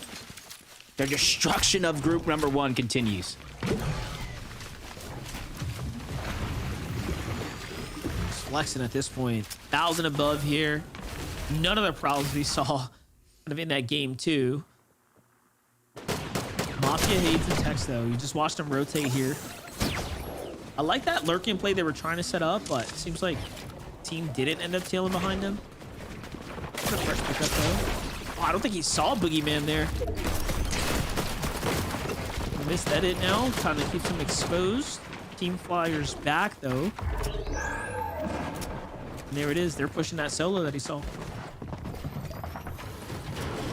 Yeah, I think they kind of saw him at the last second, where they really had no choice. They couldn't go for. Ooh, nice shot into the stairs from 50 or so to 181, plus the elimination on top of that. And for Teeks, Hades and Mafia, they started this game at 132 points, 3rd place on the consistency. They just need to continue to have the same type of games that they were having, or at the very worst, just not go down early outside of placements. For G-Money, Rise, and Aviv, 208 points, all but secured their spot as well over from the outpost. Things are looking good for a good portion of the lobby, but Naves, the Tick, and Aloe now have their backs up against the wall. Active Storm Surge, 180, drop down to 73. They're connecting with shots, but not fast enough to alleviate any of that pressure. Every 7 seconds, 25 damage. And on the other side of these boxes, Monster, it's Aegis, Acorn, and Pollo. So it's going to get harder for them if they're fighting it out as Pollo claims the first. Aloe fought so hard to save his team, pick them up, get them back in the game here, but 500 below the threshold there. I mean, there's only so much you can do, especially this late into the mid game now, as things are starting to really progress along. Pollo, Aegis, and Acorn continuing to use these opportunities to just polish up and sharpen their steel. Look at that find right there. Plenty of material for the end game to come. Mafia Tex though and Hades, look at this, 400 below now. So although they've kind of inched their way through, and have found opportunities to kind of stay in the game, this is where they've now fallen significantly behind. They will need to take this full trio fight. I like that they're doing it here and now before it gets in later, but this is not going to be easy at all. Yeah, they did get that superhero upgrade throughout the course of that, but exactly what you said, 403. That's more than 2 full eliminations worth of damage. And it's just going to continue to get worse. The zone pulled towards the south, 456. They have an idea of a team right below them that they kind of want to jump on, but they haven't got the green line yet. And the more time that they waste in this situation, Monster, the harder it's going to be to get the surge and survive the rotation. That A rank definitely giving them a lot of time alive. They're kind of playing with house money here, but tagged on the rotate. That's the setback you got to be careful with. The surge, of course, starting to add up here. Let's see if they can do something big here. They need to finish this team. No, they were waiting, ready, kind of block those shots coming in. This is it. Woods comes down, no, boxes him up. And the counter cone out of Woods there. allows him to escape ever so briefly. Mafia finds a tag, needs the Siphon here to stay alive in the game. There it is. Jacob, they might be doing it somehow, some way. I mean, just a couple more seconds to survive, kind of live to see another day. Just need Storm Surge to deactivate for a moment. Give him a chance to breathe and refocus their attention onto something else as Luke, Vinox, and Panda Season is just rotating away. That is their Storm Surge if they have any hope of getting it. And Hades goes down to Void outside of the Storm. Mafia's left by himself. 610 damage, and he's gonna finally meet his maker here. But no, 3 HP and a dream. 23 seconds. Storm Surge will reactivate, Monster. Oh my gosh. There it is. The misform. He was waiting for it to go there and cool down. No, tagged on the way, but hey, he earned, might have been a placement point, top 20 there, so wasn't for nothing. Just battling through and through to the very end. Meanwhile, Vive, Rise, and G-Money, they want this refresh here. They find Liam and Flo on the outside of the zone. The full finish. Just collapsing on the teams. They get a big set of material there to go ahead and work with now. Jargo Silic, the last two alive on this trio, seem to have had a tough time with Surge themselves this last zone. Things are starting to heat up now. Get high ground though. Boyo, Aegis, and Acorn. I think they had enough Fortnite for the night. They might be looking to pack this one up. Hey, any team that's below the consistency leaderboard, 6th and on, you're kind of hoping them, Aviv's team somehow pulls off the victory royale, because that kind of ushers everything upward. It opens up a spot at the bottom of consistency, and with how close it is, it could be anybody's game. Void, Broken, and King, one of those teams that I was talking about, started this game at about, I think it was 4th place on that consistency leaderboard overall, so they're definitely within reach inside of the bubble. They just need to solidify it here without these next 2 games. Yeah, this is good. Good time to go ahead and punch out. Liam at it, Drizzy no. Caught on the move there. Again, you're just seeing the update of all the teams that are kind of in the running, but just having a really tough game 4. Yeah, this is... I feel like every team that is inside of the bubble, except for 2, has been going down, has been facing so many difficulties. And while for them that may be a little bit of a curse, for everybody else below that leaderboard, that's a blessing. That just means the overall standings is going to be that much closer at the end of the day. As another rotation, good portion of the lobby gets the front zone, but the rest is everybody's going to have to rotate back. Luckily for them, there's no active Storm Surge just yet, but that can change in the next couple seconds. Yeah, if there's any time to stay consistent, get the big points is here and now, while so much of the bubble teams are potentially looking to fall here. I mean, those points around that 110 to 130 area is the sweet spot here for top 5 so far. Plenty more to earn though. Top 15 left here. 197 below for Jargo and Silic. Good defense from Madden though, and he's gonna shut things down there, possibly eliminating the dreams of Jargo, but no. Jargo, there's 2 builds left, hiding out. Nothing there. He's just simply trying to survive, but he gets caught out.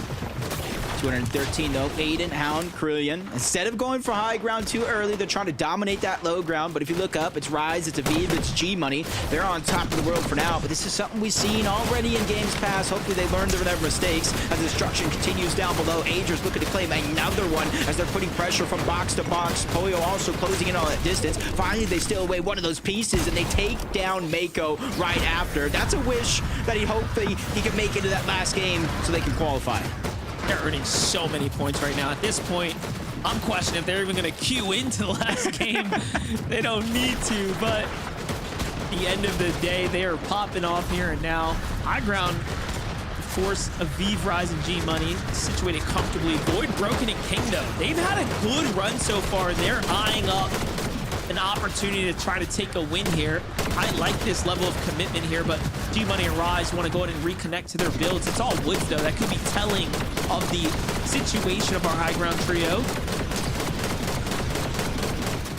think it truly is, and that's exactly why they put so many pressure on the second height team. But down below, Foil able to clean up one elimination, but up above, that's a whole nother trio. But they're not backing down. In fact, they're moving forward step by step, just walking them down. One elimination has already been cleaned up. Two more trying to go out the side. Aegis does have that cape, so he's going to be able to mitigate damage from the storage soon. Hound goes down. Aiden's going to be stuck with Kerillian, trying to clutch this one out, and he finds a crucial elimination before falling. Kerillian trying to cap off here. Player right beneath them. Can he get the tag? Nicely done there. It's on today in the finish. And on the other side of the wall, another one waiting to happen, but Raw answers with a bigger tag. Siphon to keep him in the game. Meanwhile, the VG Money Rise, watching this all go down. They have no more mats, mind you, unless they've managed to find some way to pick something up. Yeah, look, they are completely on E here. What's the play for them? Acorn coming up. Yeah, this team has so many builds. This is all but GG. Acorn just cranking his way up. They want to win this game here and now. There's just no Aegis, so he's kind of doing it by himself because Pollo is kind of stuck. He's busy. His hands full with a whole nother team. They're separated, working as individuals. Rao gets flanked by Aviv, who gets flanked by somebody else. But if you look up, Acorn has done just enough. Exactly what you were talking about. They expended every material until they were fresh out, going up against Acorn, who's not slow in his role. He's ready to fight. He knows the men miss smoke as a sign of weakness, but he bites off more than he can chew. He's going to go down, but Pollo's by himself. 1v3 situation, and he meets that same fate monster. Unfortunately misses the tag that matters. Aviv, Rise, and G Money managed to survive the onslaught with no mats. And in the end, Core, Org, and Preston on the low ground, hearing it all go down. Also no material. This is just going to be a full-on clash here of a 3v3. And then there's one lurking nearby. Could be Raw FN, who's playing his zone. That big tag from him kind of in the mix here. Yeah, he's found himself in the mid-ground. Hey, he's got material for everyone else here, though. He seems like he misforms up to the top, so keeping things interesting. There goes the delivery. Aviv comes around, using that misform to get up above. I like the edit, and it's just chaos in the low ground, but Aviv is fired up, and well played for them. They secure the dub. Smooth walking across that finish line. They had high ground, and even with Acorn contesting them when they were out of materials, they gave it up together. They played as a team, and eventually Acorn Pollo got separated. They fell, and then the rest was theirs from the taking, and some big plays by Aviv at the end. Even might not have picked up the most eliminations, but the damage he dealt was a huge difference maker for them. Definitely was. And you know, I was looking at the material counts for G Money, Rise, and Aviv, and I'm like, wait a second, two of them have nothing, but it seemed like they funneled everything into Aviv. So Aviv kind of was the win condition at one point, but look at the kickoff there. G Money really opening up this battle, getting that initial elimination, allowing Aviv to go ahead and finish up the job. Well played for them, and Victor Royale for Aviv, G Money, and Rise send them straight to grand final. Zeke, that was match number 4. The big cheese of Eve, G Money and Rise going straight through to grand finals. You love to see it. Also, that bird form, the kind of drop down shot, bird form back up, pop back out, drop down shot. Okay, all right. That's the swaggiest thing I think I've seen today. That's it. No, I swore that Alfred Hitchcock is writing this script right now because it's just birds everywhere. But obviously, we all knew that Aviv, G Money, and Rise were going to be coming out, going into the grand finals, because these first 3 games, they have just performed so well. They got a 5th, a 2nd, and a 3rd. And what better way to round out their day than getting that victory royale on height that we've seen them kind of testing the waters a little bit, but finally confidently grabbing that height and just running away with it, Vivid. Yeah, I mean, shout out to the Kinstad that we got to see come through that game as well, right? It's like, oh, you know, Rise of Eve and G Money could be the first team to get top 5 in all 5 of the group games. And yeah, that's right there is why it's so hard for a team to actually kind of do that. Because if you're good enough to get top 5 in 5 of the games, then you're probably good enough to go ahead and win one as well, right? So, of course, Rise, G Money, and Aviv winning. They're not going to be playing match number 5. Can't get top 5 in all 5 games if you can't play all 5. But yeah, I mean, incredible stuff for them. And, you know, we'll see it in a little bit here, but the leaderboard effects of one of those very, very consistent teams winning a game shuffles things up. That's right, Vivid, and we'll see that after this short break. With only 1 game left to go, and now a top-performing team making it through on a Victor Royale. What does that mean? Well, stay tuned, and you'll find out.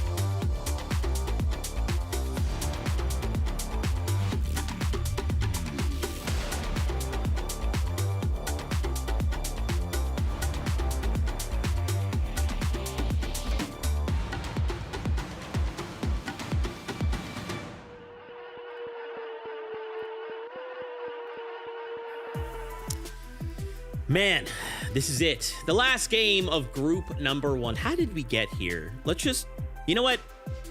Just gonna wipe everything. We're gonna start over. All right, this is now game 1. A good thing I don't have the power to do that.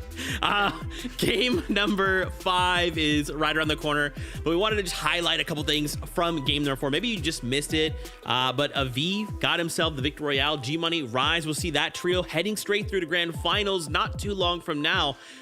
But there's a couple, well, there's one last trio that hasn't got a VR that, you know, they're still performing the way we'd expect to perform. I guess, will we see Aegis, Acorn, and Pollo get a VR in game number 5? What do you guys think? You know what's so funny is that during rehearsal, we even joked about them not going for the win for any of these games just to get a little bit more practice in. And I don't know, you know, it seems like that.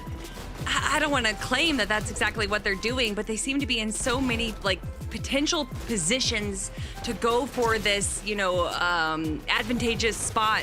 And then they kind of just go for the W key. They go for the aggro. They want to go for the eliminations, regardless of what we've seen them play before in Majors 1 and 2, where they're so smart with their height takes.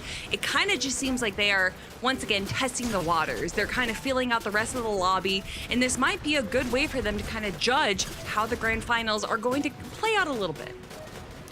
Yeah, I actually, I've got a little bit of a challenge for this trio here. A little bit of extra credit, if you will, right? Game number 1, 17 eliminations. Game number 3, 18 eliminations. Game number 4, 19 eliminations. Oh my god. So, Zeke, what do you think it is that I want in game number 5 from this trio? Okay, hear me out. We go ahead and get 96 eliminations and the Victory Royale.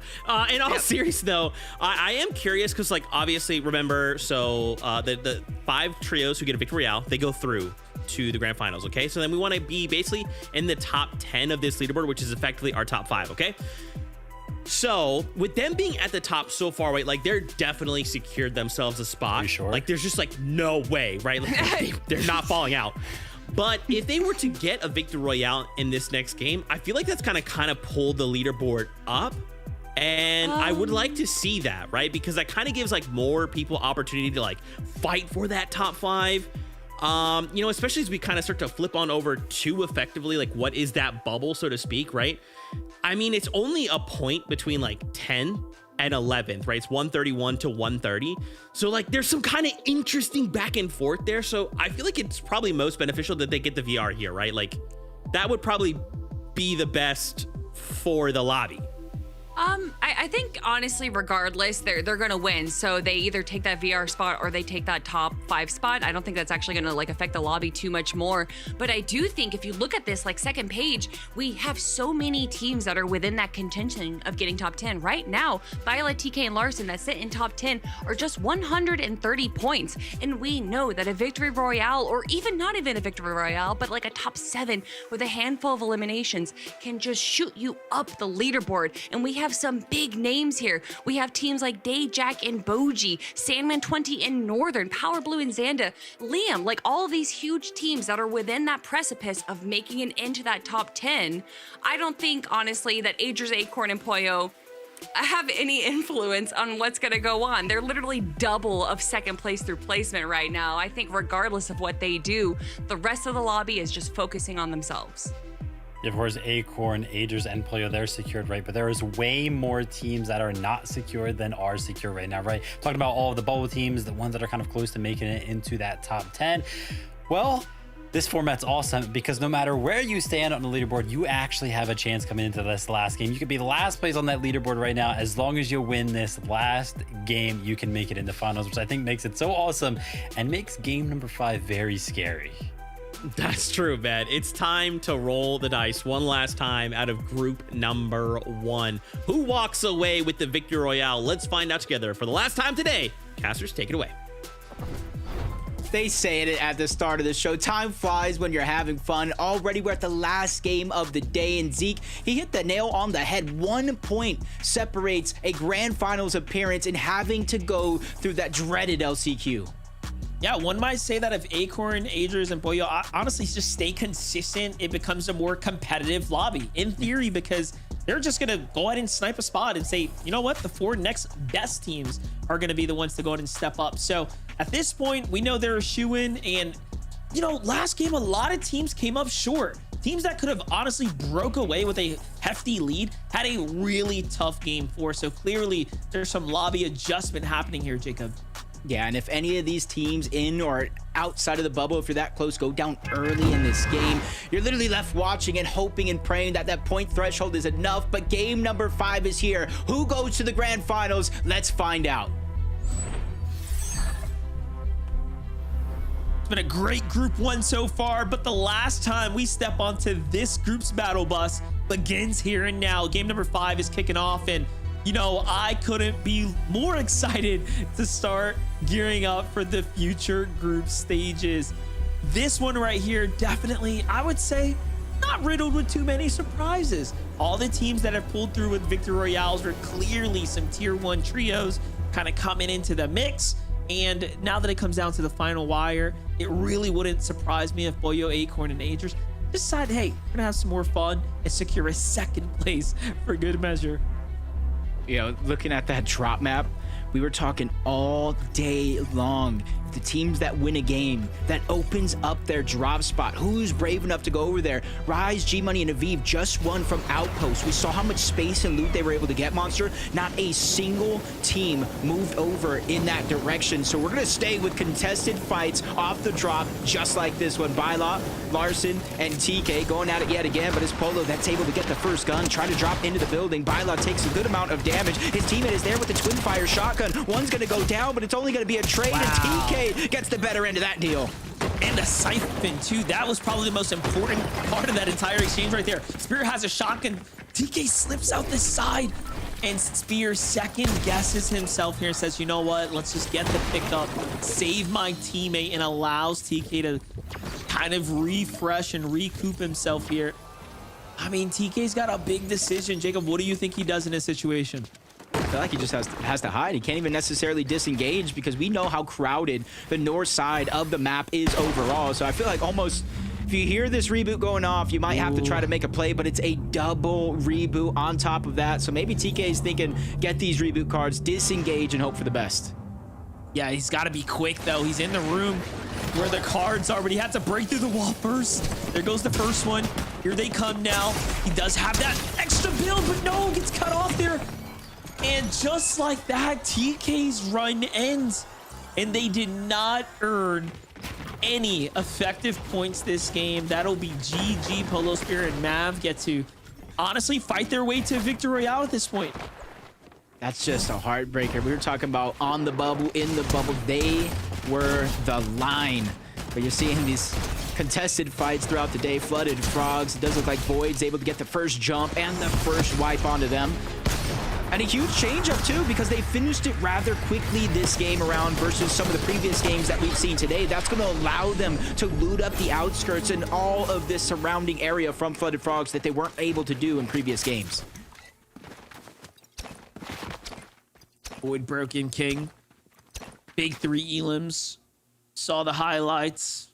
They're comfortably in the 170 range now. You know, they might have done enough to go ahead and also secure a seat on that battle bus to the grand finals. Boyo, Agers, Acorn sticking to the trusty strategy so far. Again, this is all in preparation for the weeks ahead now. They've been, what I'm thinking? honestly, the entertainment for the night.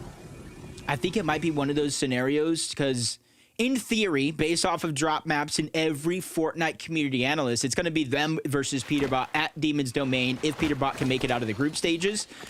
But you got to realize, going up against a team like that, you can't expect to win every single contested drop. So in order for them to have a shot at winning if they are contested, Monster, it's going to come through high elimination games just like this. So I think it's a perfect strategy they're doing today. Not really trying to win the game, but more so trying to put up those big elimination games for, in theory, closing the gap if it was finals. Gotta close that gap here. Game 5 of 5. Once again, this is the last opportunity now. Any team in this lobby still has a chance to go to grand finals through the Victory Royale format. For everyone else you're seeing with 100+ points, they just need to stay consistent into the end game.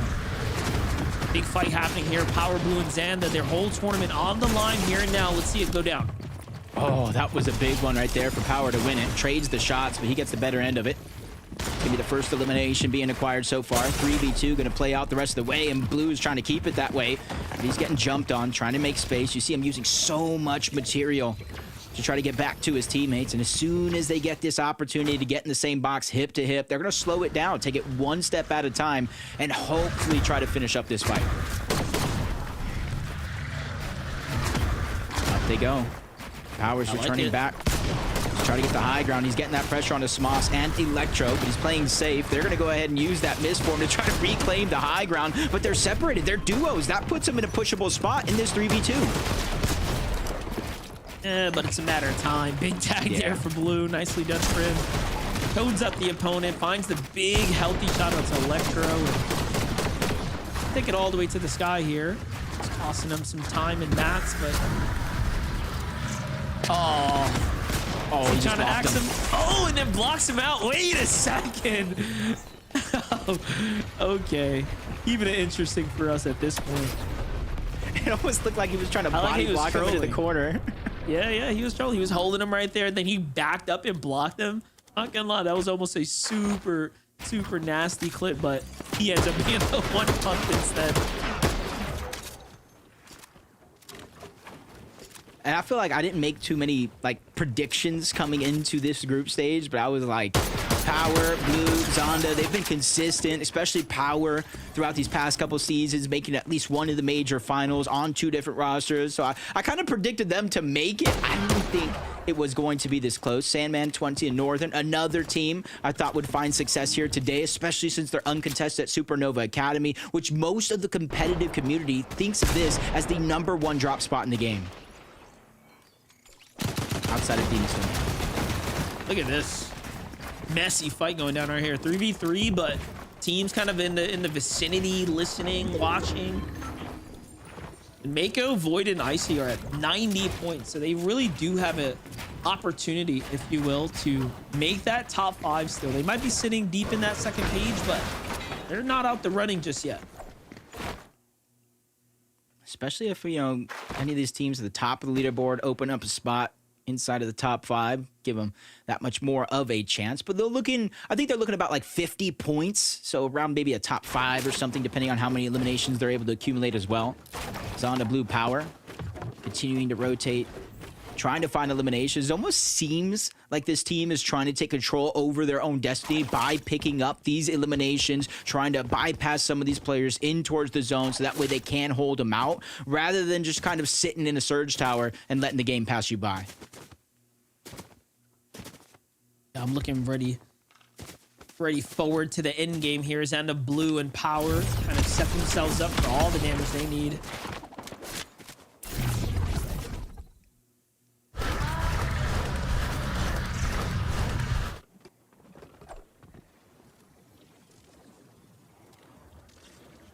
The Drizzy, Liam, Madden. We're towards the north side of the map, just outside of Pump Power and Supernova Academy. A lot of teams going to try to use this to kind of rotate in from the north side of the map, instead of just straight going in from the western side, where it can look to get stacked as Madden just gets down quickly. Even though there is that mobility with the dashes and the misform monster, there's just too much space to kind of close the gap and go for the elimination. But they have all those extra heals down the ramp. So don't be worried if you're a fan of this team. They will be able to heal up. They will be able to get into better shape. They're just trying to use it the most effective way possible. Jargo Silicon Havoc. Opposite end of the story here. Just outside the Kappa Kappa factory. Zone kind of pulling towards this side. We're already into zone 3 of the last game. You can see the lobby starting to cut down quickly here, but it will still come down to a very intense end game for all these trios as the pressure starts to set in. We started this journey at the beginning of today's show. We talked about over 60 players trying to fight for their first grand finals. Everyone who's kind of punched their way through essentially have been a part of these veteran teams. So there's a lot on the line here for many in the lobby still. Including this team here. We talked about Hound and Aiden and their experience as a duo throughout past couple of years in FNCS. You add Carillion into the roster. He's someone that does like to get aggressive. He can get a little PC. Just needs a little bit more of that experience under their belt. And right now, they're inside of that bubble at 141 points. And so far, they have priority in terms of being able to rotate in towards the zone. The rest of the map, the north, the western edge, and even some of those teams that would rotate from the south have not caught up just yet. So this is going to be the best shot that they have to try to aim for one of those mountain ranges and set up for what could be a long game. Long game ahead for everyone here. Boji, Day, and Jack. Man, tough game 4 for them, huh? Falling so early, now leaving it all down to this last round here. Okay. 194 points were required to qualify through consistency last season. Very, very similar on EU as well. I think it was around 189 points today. That's kind of the threshold. It shouldn't be the overall goal that you're looking to end, but you got to try to aim as close to that, if not more. There's a lot of teams continuing to rotate through the north. Passing Utopia, just trying to get in towards zone. But both Boji and even Boogeyman taking a lot of damage there, having to pause their rotation. Azers, Acorn, and Pollo, though. Hunting once again here. Gonna live up to the request for the 20 bomb. Oh, no, it's on to Aiden. This is bad. Oh, and Pollo with the box up right there, but he gets tagged instead. Aiden Hound, Carillion on the move here. 141 points. This is their tournament run. And what are you doing? You have Pollo pushing you like this. Just tough situation all around. Northern EXE, another very good trio sitting nearby, watching it all go down. They get gifted and rewarded, and now it's not looking too good for Pollo. Yeah, they even stole that elimination point away from Pollo. Northern them, they try to close the gap, but the rest of the team is there. Agers joining in on the fun, pushing them back. Sandman got the memo. He said, nope, you guys are right. Maybe we shouldn't take this one. But Agers, I think the full team doesn't want to let any of these eliminations escape, especially since as of now, Monster, they're kind of isolated away from every other team at the current moment. Agers, Acorn, Pollo. Just doing what they need to do. Go ahead and run the lobby here. Already at S rank as well. That's a lot of damage. That's literally what I was thinking. I'm gonna say, hold on, how? They really took advantage of their drop spot. You know, taking down the Daigo boss. You get experience from that. The eliminations along the way. If they activated the Spire Shrines. And then they're taking down the Shrine boss as well for even more experience. I don't know, Monster. Maybe 6 zone, they should be S+, fully ranked out. Yeah, that's crazy, though. Get it this early in the game.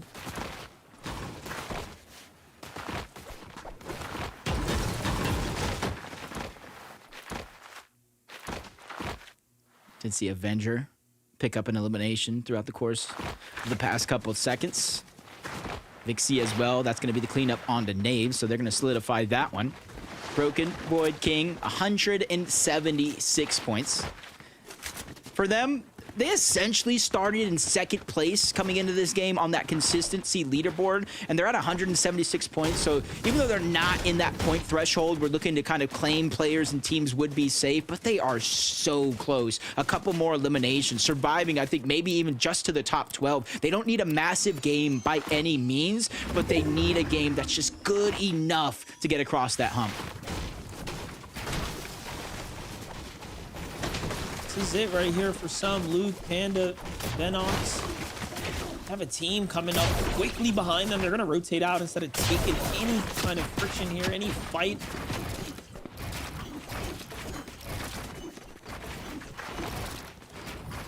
Broken getting another one. Liam getting one. They're just focusing on their rotation here, refarming all along the way. I think by now, a bunch of teams have realized the position that they're in. They played 4 straight games out. If they're not in the bubble yet, they realize not their entire FNCS by any means, because there still is the last chance qualifier. But the last chance qualifier is a very, very similar format, except no consistency. 3 games, win and you're in, and that's even if you make it to a finals lobby for your region's qualifier, because you still have to go through the open portion where there's Division 1, Division 2, and Division 3 all playing in the same tournament. Look at this little update for Hound and Carillion. As we saw what happened, they got keyed just by Acorn, Aegis, and Pollo, and then again Northern's team kind of came in, but they're coming back to kind of finish what they started. Remember, they also lost a teammate here too, right? So this is very interesting as far as the overall story is concerned. But no, trying to target the teammate out the sky, and they do get him. Oh, tough one to deal with here now. Not even just the knock, it was the actual elimination. So you have to wait for the reboot van to recharge before they even make an attempt at it yet again. But Carillion has different things in mind. He's just trying to create distance between him and that team, go deeper, maybe even towards Supernova Academy, and that's going to be the best chance to try to get the reboot. And if they upgraded enough, you can kind of see it in the mini-map as well. They do have those hero chests if they have the rank to access them, which should give them a good amount of loot, nice amount of heals to try to get back into the zone. Yeah, Northern and Sandman at that A rank have nothing to worry about here. That passive regen, obviously keeping them up, so definitely having a much better game of the two.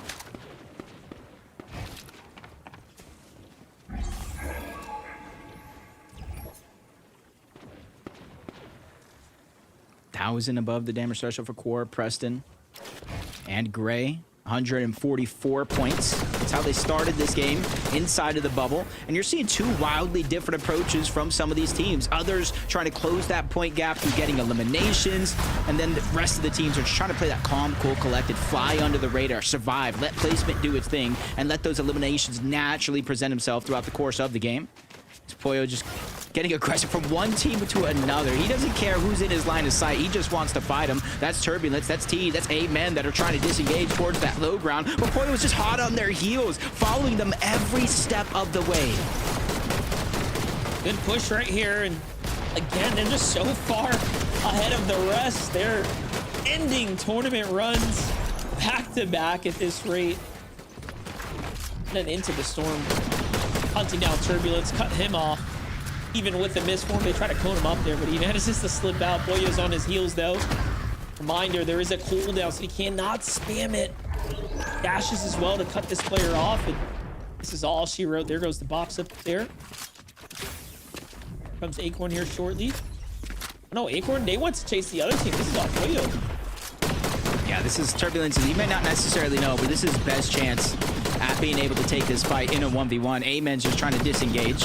Going right on up, but that's just going to expose himself to the shots of Agers. He's going to be able to get the knock onto that one, which puts a lot more pressure on the Turbulence than he had literally seconds ago as the last one alive on his team. Tournament is literally on the line. If you don't want to go to the LCQ, Turbulence, now is your chance. That was pretty intense. Pollo trying to wait till the last second for the siphon, but Turbulence manages to defend himself well, just well enough to force the med mist to come out. He just comes back to back him up, and I'm sure they're talking about that in comms. What all just happened there? How could you not get that finish? But it's all good. They live to see another day. There's the points. Racking up now for Void, Broken, and King. Saw the stat from before. 194 was that point area, the threshold you have to get to just last season. He's starting to close in. Honestly, at this point in the game, Monster, if I see that medallion on my mini-map, I am going the whole opposite direction. My tournament's on the line, especially for a team like this. Sandman, 20, and Northern. They're so close to Acorn, Agers, and Pollo. Kind of staggered out their rotation for a little bit. Let them disengage on out before they start to move forward. Even with another team there, at least it's not them. But this is Carillion, Hound, and Aiden, who also need to have a certain performance here to lock in their spot for the grand finals, but they're only 86 above the damage threshold. Now, it's not a full feeling of confidence by any means, especially since so many teams are now focusing in your direction. Basically calling it a firing squad, trying to get any bit of damage and hopefully a down. They need it. Look, Southern Pool now. Another big rotate for them. Dashes are going to go ahead and give them a chance to, obviously make a big move here. Luckily, there's not too many teams kind of lurking about, so you might not even need to really depend on the dashes here. Sandman's team obviously got their pickup, so they're kind of back in the running here.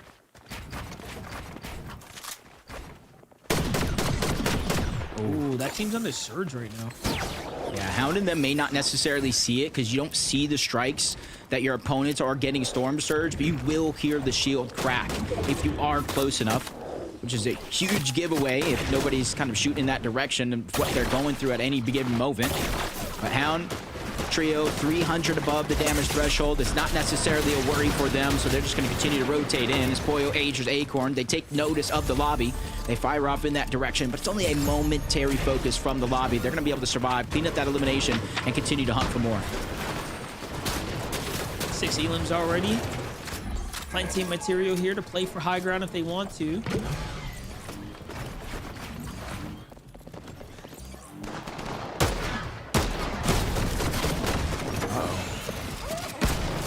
Powers down. It's somebody else got knocked around here as well from a whole nother team. Blue and's on there trying to save the day. Hound's trying to get in with the dashes, and he does. Catches Blue off guard. Had him looking lost there for a moment. As Hound, Aiden, Krillin get very much needed damage, and even more so the eliminations for the resources. A pick-me-up opportunity as Void's trying to run away. He's got Ager's Pollo just hunting him down on the side from one team to the next. As soon as they see somebody move Monster, they are just W-keying their way in.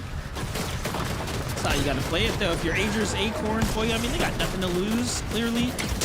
They've been packing up these lobbies left and right now, and they're just continuing to flex their way through the low ground. Again, this is, if anything, a showing of how they're trying to prepare for grand finals now. They could be playing for height if they wanted to, but kind of putting themselves in these more desperate situations now as a means to practice, it seems. Now, though, Agers low on mats here, forcing the split from the teammates. Sandman, 20, and Northern trying to battle their way out from the trenches as well. Top 17 here. Plenty of elims for them as well, but the mats so low here. They will need a refresh here. Nothing yet. This is the point in the game. Top 17 placement points have just started to accumulate, and it's going to cascade with every full team that does go down, making this one of the most important parts of the game for a team like Sandman 20 and Northern. They started this game, I believe, outside of that bubble, but since then, they've climbing their way in towards it, inside of the top 5. If not that victory royale in the final game of the day is going to be the goal for a lot of these teams. Hound, Carillion, Aiden. Step by step throughout the course, we've seen them below surge, and now they're 263 above the damage threshold with a single elimination, making sure to calculate every single one of their pushes. Who's next? Agers, Pollo, Acorn still hunting. Looking around, they find Boji. Uh-oh, not looking good for young Boji. He's out to the side, though. He manages to escape. Quick dash to buy him a little bit of time. Day there, chipping away from the Storm's edge. Meanwhile, Void, Broken, and King holding on to their tournament's kind of position. The front side rotate, get underneath the crevice. They're just waiting for the zone to go ahead and move. At this point, most players are just trying to avoid Pollo, Agers, and Acorn's aggression. Yeah, even if it means leaving your teammate out to dry, which we've seen a few times before. And already, Monster, we've seen a 2nd place, a 3rd place, a 5th place out of them, and they have their eyes in the clouds. It almost looks like they're going for a high ground. Maybe we can get there first. I know other players in the lobby are hoping for it as well. Sandman, 20, and Northern find another elimination onto Minty. 830 damage above the threshold. They're trying to walk their way across that finish line, but it just got harder for Broken and King. Void goes down. They're inside the bubble for now, but how long can they hold on to it? I mean, you stay long, it seems like they're trying to crawl their way there. They have no mats to work with. Plenty of elims, though. They've earned so much, but it is so desperate of a situation to be in when you don't have mats to work with, and that's why Northern falls there. 20 now. All up to him. Pressure's on him to go ahead and perform here. 10 elims, finds Hound, trying to look for revenge here and now. Gonna block this out. 2 players are there waiting. Doesn't even close Zeta from behind. This is just a lot to deal with here. Another team above him as well. From Hound's perspective and Carillion, though, they're in the same boat. Only 162 points. Not much you can do here. Shots coming in from the side. Those wood walls fall too fast. Carillion living off the siphon here. Finds a surf cube. I mean, you might as well pull it out. What can you do here? Boji behind in the storm. Nice knock. Has to get the finish. Crawls behind a wall. Oh, denied in the end. The siphon that would have kept them in the game. That is just a disaster. A turn of events I would have not expected at this point. Preston getting chunked out by the zone, tries to make his way in, but he gets cut short of that top eight. But Power is on to the last game of the day. They're trying to make it count, even without Blue in sight. It was a sacrifice Blue made to make sure Power can stay in this game. They have 6 eliminations so far. Storm Surge, not a worry in their mind. They just need to be able to finish this game out, maybe even a top 5. Dave's doing the same thing, but with no builds, no teammates. It's a much different road for him. Oh, but he's got 2 med kits. Okay, he's got plays that other teams don't have the luxury for, but no, a shot comes in, cancels his med kit, buys himself a little second, finds Boyo on the side there. Yeah, don't want to deal with that one at all, but the clock is ticking. Chug Jug in front of him. Player as well. No, couldn't get the siphon, denied in the final moments there, and that might just be enough to end his run now. Power, Blue, and Zonda still earning points here. They're one of the few teams breaking away with the top 5 lead here, but I do think they need a little bit more. Who could be clutching up the moments? Nope. Zonda ends that one as well. And Jacob, we're seeing a run for Zonda, Blue, and Power that's going to send them the grands here. You said a little bit more. How's that for you, Monster? But Broken and King go down. Hopefully their points are going to be enough. Poyo, Agers, Acorn, they're on the high ground. They have more than enough eliminations. They already have their spot secured, but it's all about a victory lap. As Power and Zonda, they're feeling the pressure down below. There's only one more team left alive in this game, and it's a full duo that's trying to hide underneath, but Zonda finds him. That's Boogie who gets found out. Another elimination, and a crucial one at that, but Zonda's going to fall. Avenger is trying to get revenge for his teammate going down, but they're all going to fall. Poyo, Acorn, and Agers, a 3v2 situation. The misform, they're trying to go up. They're trying to steal away the high ground. Avengers being a distraction down below. He takes a massive shot before finally being dropped down by Agers. 3v1 situation. Second place has been achieved by Vixie, but Poyo, Agers, and Acorn have done it. They have won the game and advanced to the grand finals and opened up a spot at the bottom of the leaderboard. It's too easy for them at this point. They were really determining the pace of that last game. And you know what? They did the lobby a favor. They said, hey guys, we're going to go ahead and win this one. We'll leave it to the overall points. So if you're everyone else in the lobby, I mean, you're still hopeful. You're hopeful because a spot just kind of opened up itself on the overall consistency standing. We'll just have to see in a couple moments, but Agers, Poyo, and Acorn, they do it once again, Jacob, in spectacular fashion. They really have been one of the more standout teams here for this group stage, and for good reason. Yeah, they just proved, you know, we can have these big elimination games time and time again.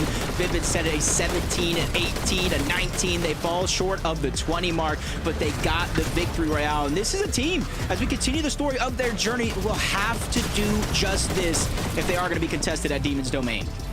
Yeah, just a highlight reel for them. And again, a lot of practice coming out of that Demon's Domain drop for them, staying true to their, of course, strategy here. Agers, Acorn, and Poyo, I mean, we had no doubts. We knew they were going to win a game. It was just a matter of when, and they were the ones who determined that, Jacob.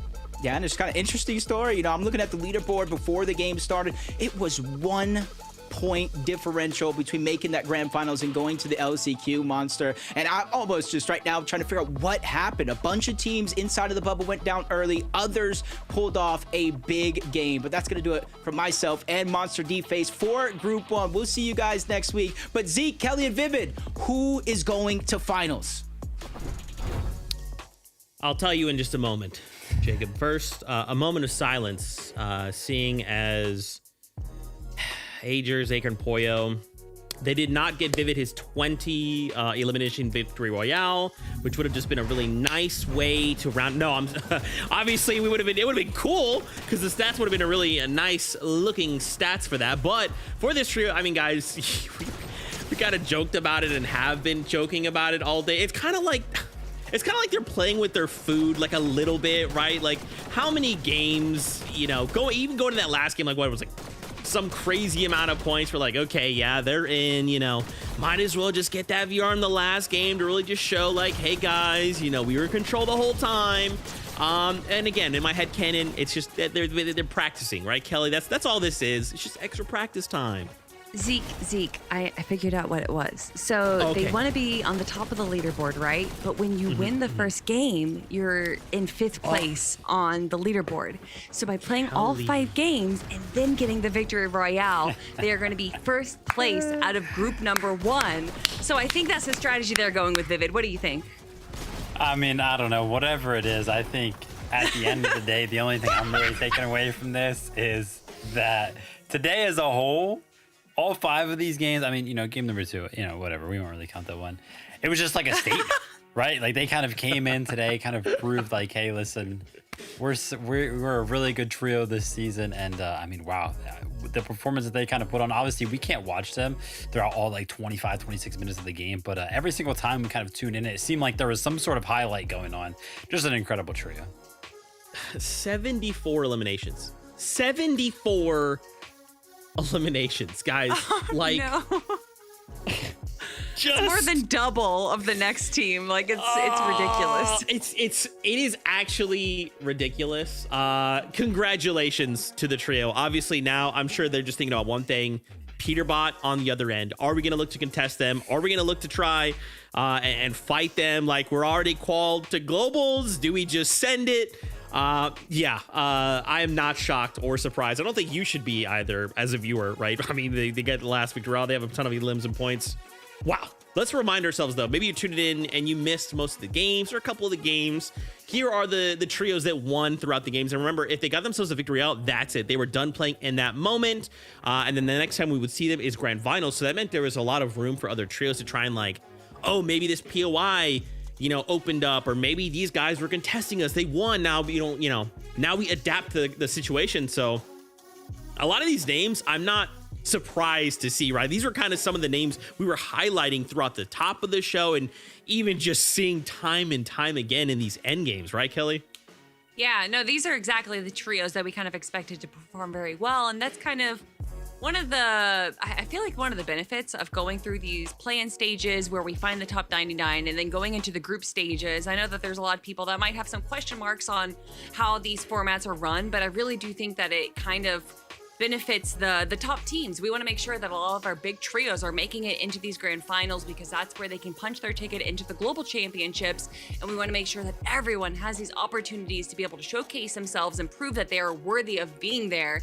And by doing these group stages, I really feel like we're able to kind of like filter out who the top teams are, and then we get to watch them in the grand finals in a few weeks.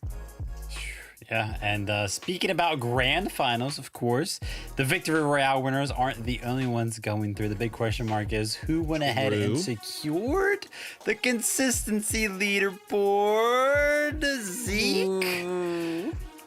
Vivid, I'm not on there, but Void, Riley, Broken, and King. Dang it! Yeah, I told myself I wasn't gonna break. Okay, buddy. All right. Anyway, freaking Vivid, dude. Something interesting to call out, and maybe we can actually pull up the overall standings here. So that top, that 5th place was actually beaten out by 1 point. Oh my god! They beat out Day, Jack, and Boji, who had 165 points. So only a single point difference. And even if you look at like 3rd and 4th, right? Just look, there's a tiebreaker there. And like, obviously like the tiebreaker in this situation, like doesn't matter. But just think, that's 3 points that could have like put you into that top 8, right? So like, obviously these top performing trios, like, yeah, they were being all flashy and they're putting on this show for us, but like for all of these other trios, they were fighting tooth and nail, and it was constantly going back and forth on these standings all the way up to the very end. And so I mean, that's like exciting, right? Like to not know by the end who's gonna make it through. Like it was a crazy day of Fortnite. I mean, even going all the way down to 17th place with Crackley's team, where they were just, 35 plus points away from reaching that, just shows that's what, a handful of eliminations and not even a top 5 performance. It shows how competitive the North American region is, just how close this competition can be. And I mean, we still have 2 more group stages to go, Vivid. Is this going to be the same story for them, where these kind of big teams are going to just fall just so short? Yeah, I mean, the group stages, they have always been very, very close. Would not be surprised to see that in groups 2 and group 3 as well. Guys, I got a little treat for you. Obviously, game number 1, we had a little victory royale from none other than Blake, who was alongside Oliver OG and Diego Plays. And Blake is going to hang out with us right now for an interview. Blake, what's up, dude? It's so good to see you. How you doing? I'm hyped, man. I'm hyped. Bro, I'm hyped for you, dude. Congratulations on the first game win, dude. I feel like we've known you just like since the beginning of Fortnite, and to just see like the waves of success that you hit, like, you know, you step away and then you come back and you're still firing on all cylinders. Like, how does it feel for like how does that feel to you? I mean, for me, I kind of knew today we were going to qualify, because if you look at my track record, the past 4 years, I've missed 1 grand finals a year out of the 3. And last season, didn't make grand finals. It was guaranteed. It was just bound to happen. Nothing could have prevented that. But no, and I'm just excited, man. It feels good. I mean, Blake, you're obviously the most experienced player out of your trio. You have 16 FNCS performances for the finals, and then your other 2, Oliver G and Diego, only have 7 and 4 respectively. Do you feel like you're able to kind of provide a bit of knowledge, a bit of understanding of kind of what it means to be on these grand finals, and how have you kind of been able to help and improve your trio mates? I think experience definitely takes you a very long way in this game, because me personally, I'm not the most mechanical. You put me in a 1v1 in creative against any top pro, and I'm getting beat 10 out of 10 times. But experience will just take you that extra step. And I think Oliver also is a good IGL. He understands the game well. But I think the biggest thing that helped our trio qualify in game 1 this season was our coach Dexy, who is also an EU player. He has made a crazy impact on our trio, and I'm so excited for grand finals. Awesome that you guys are working on what you guys know best and everything like that. And speaking about what you know best, right? The high ground take in game number 1. Kind of walk us through what was going through your guys' comms and everything like that, going through your head when that call kind of came out. Yeah, so we played the most textbook perfect game you could possibly play in Fortnite. I think Diego literally had 1 bullet taken the whole game. He had 80 damage taken, I'm pretty sure. So we literally just dashed in, zone pulled back to our old boxes that we rotated into half from. And we literally just took left side of zone. We saw height start going above us. We were mirroring them. They had no idea we were under them. We ramp up under, dash up, we take it. Flawless execution. We just hold down height, and we win the 2v3 against Pollo and Acorn at the end. Dude, that was so sick. And then like hearing like you kind of walk us through it is like, it's just so awesome. I definitely have to like play this back and then watch like that at like the bit at the end game. So sick. Brother, man, so like now you're looking toward the grand finals, right? So can you maybe give us a little bit of an insight of like what that looks like? Because like obviously we talked to like a lot of pros, and they can say like, yeah, you know, we're kind of working on some secret stuff, and like I don't want you to spill the secrets, but you know, as a player, what does that preparation actually look like? Yeah, so all season, like the past month and a half, probably, me and my trio have been playing 3 sessions of scrims a day. So each session is 3 games, which is like 9 games of scrims a day, and that's fully locked in, try-harding, trying new strats, trying all that. So now that we qualified early, next heats aren't until next weekend. We have 2 full weeks to just practice everything, perfect our job spot, perfect our game plan, and I think we're going to be looking really well, and I think we could even see if we qualify for the global championship. Dude, that would be sick. Oh my gosh, you got me so hyped. Blake, congratulations, man. It's so awesome to see you guys win game number 1 and now going through the grand finals. I'd love to just give you the floor. You know, if you want to shout out, you know, anyone from your community or, you know, your socials, where can people find you? The floor is yours. Yeah, so I actually stream every tournament, twitch.tv/Blake. Shout out my chat, my community. They're amazing. They support me through everything. And shout out my trio mates, Oliver and Diego, and our coach, Dexy. That's right, Blake. Thank you so much, man. Can't wait to see you in a few weeks in grand finals, and we can't wait to see what you prepared and how hard you guys work and all the strategies that you refined. Best of luck, man. Thank you. Oh, Blake, what a good one. He's a good one. I love Blake. He's awesome. He's so great, right? He's just like he's just so great. And I love just getting that insight, right? Like what that preparation actually looks like for like players. Cause like that's I think that's like my favorite part is like, obviously, you know, like as spectators, we have like, we can see like the whole picture, but as like a player in those moments, like we don't know what Blake's thinking or doing or what their comms are like. We're just seeing like their perspective through like a replay, right? So to kind of hear him talk through those strategies and like how they're looking forward, I just love that stuff. Anyway, guys, sorry, I'm just like excited, as you can tell. That wraps up group number 1, which is really sad because that means the next time we'll see you guys is next weekend. Before we go though, I wanted to get your guys' closing thoughts on group number 1. What were your thoughts? Very exciting, great story writing from Pollo and crew. I thought that it really actually honestly tantalized the anticipation that I have for grand finals. There's such a good story being built between the Pollo versus Peter bot. Is Click's gonna get his first win? And I feel like group 1 just kind of slowly eased into that storyline.